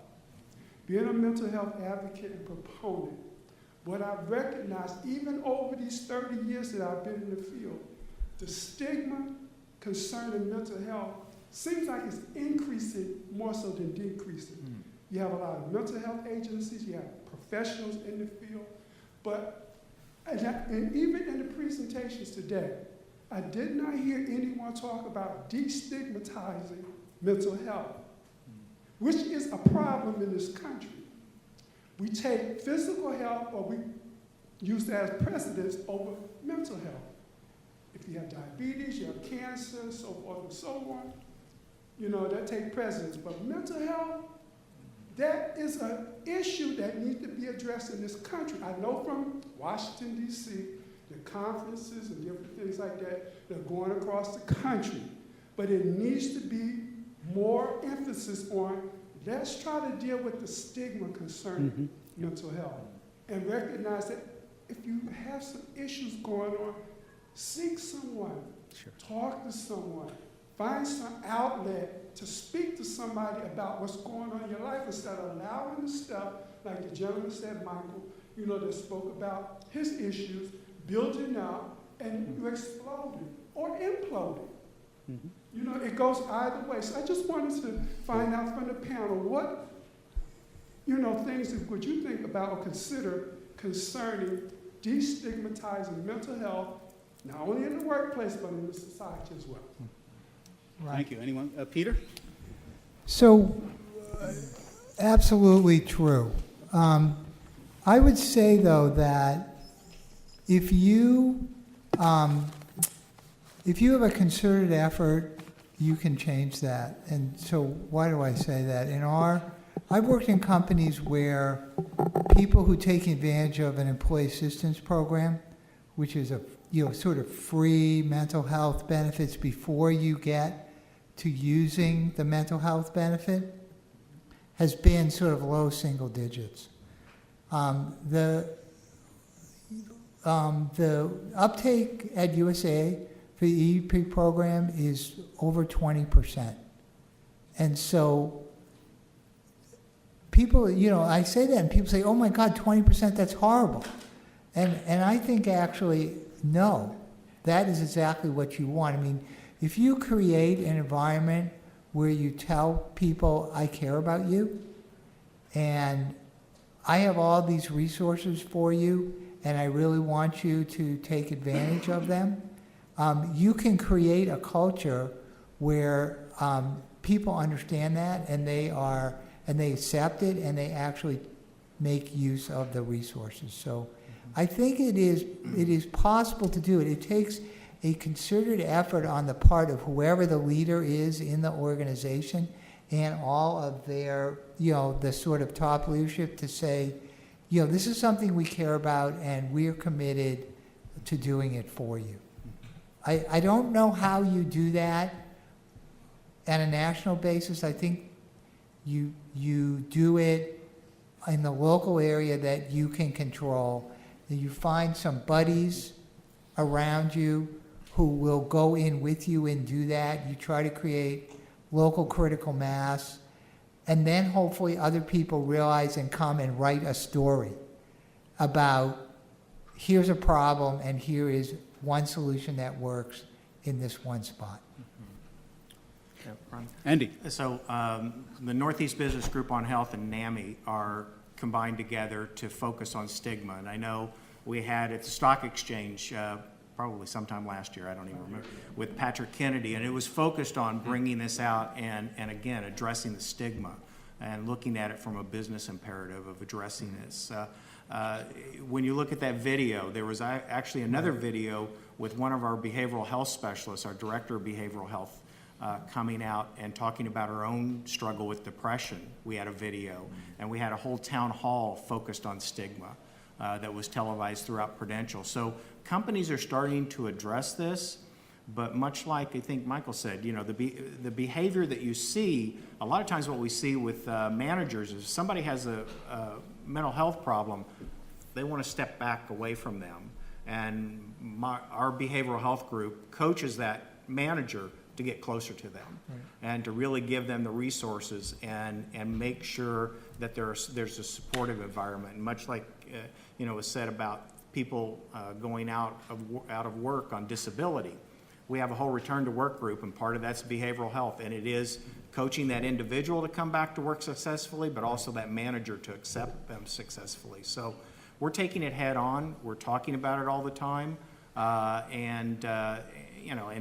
we've got a great supportive environment with our leadership that allows us to do that. Before I bring Danny back up again, I want to thank you all for staying with us this afternoon and participating so actively in our discussion. Most of all, please thank our speakers and panel for an outstanding job. Thank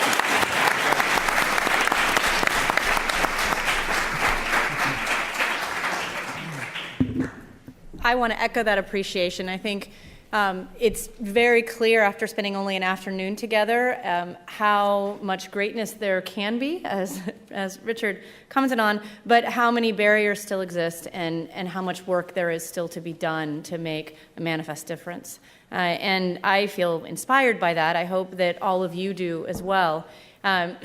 Not only our panel, but others of you in the audience have kindly agreed to serve on an advisory council with us. We don't want this to end here with one conversation amongst us, but rather we would like to see this move forward, not only within our department and other departments here in the School of Public Health, but as a community of industry, government, other kinds of organizations, thinking about how we really can do something that's different and that could make an impact.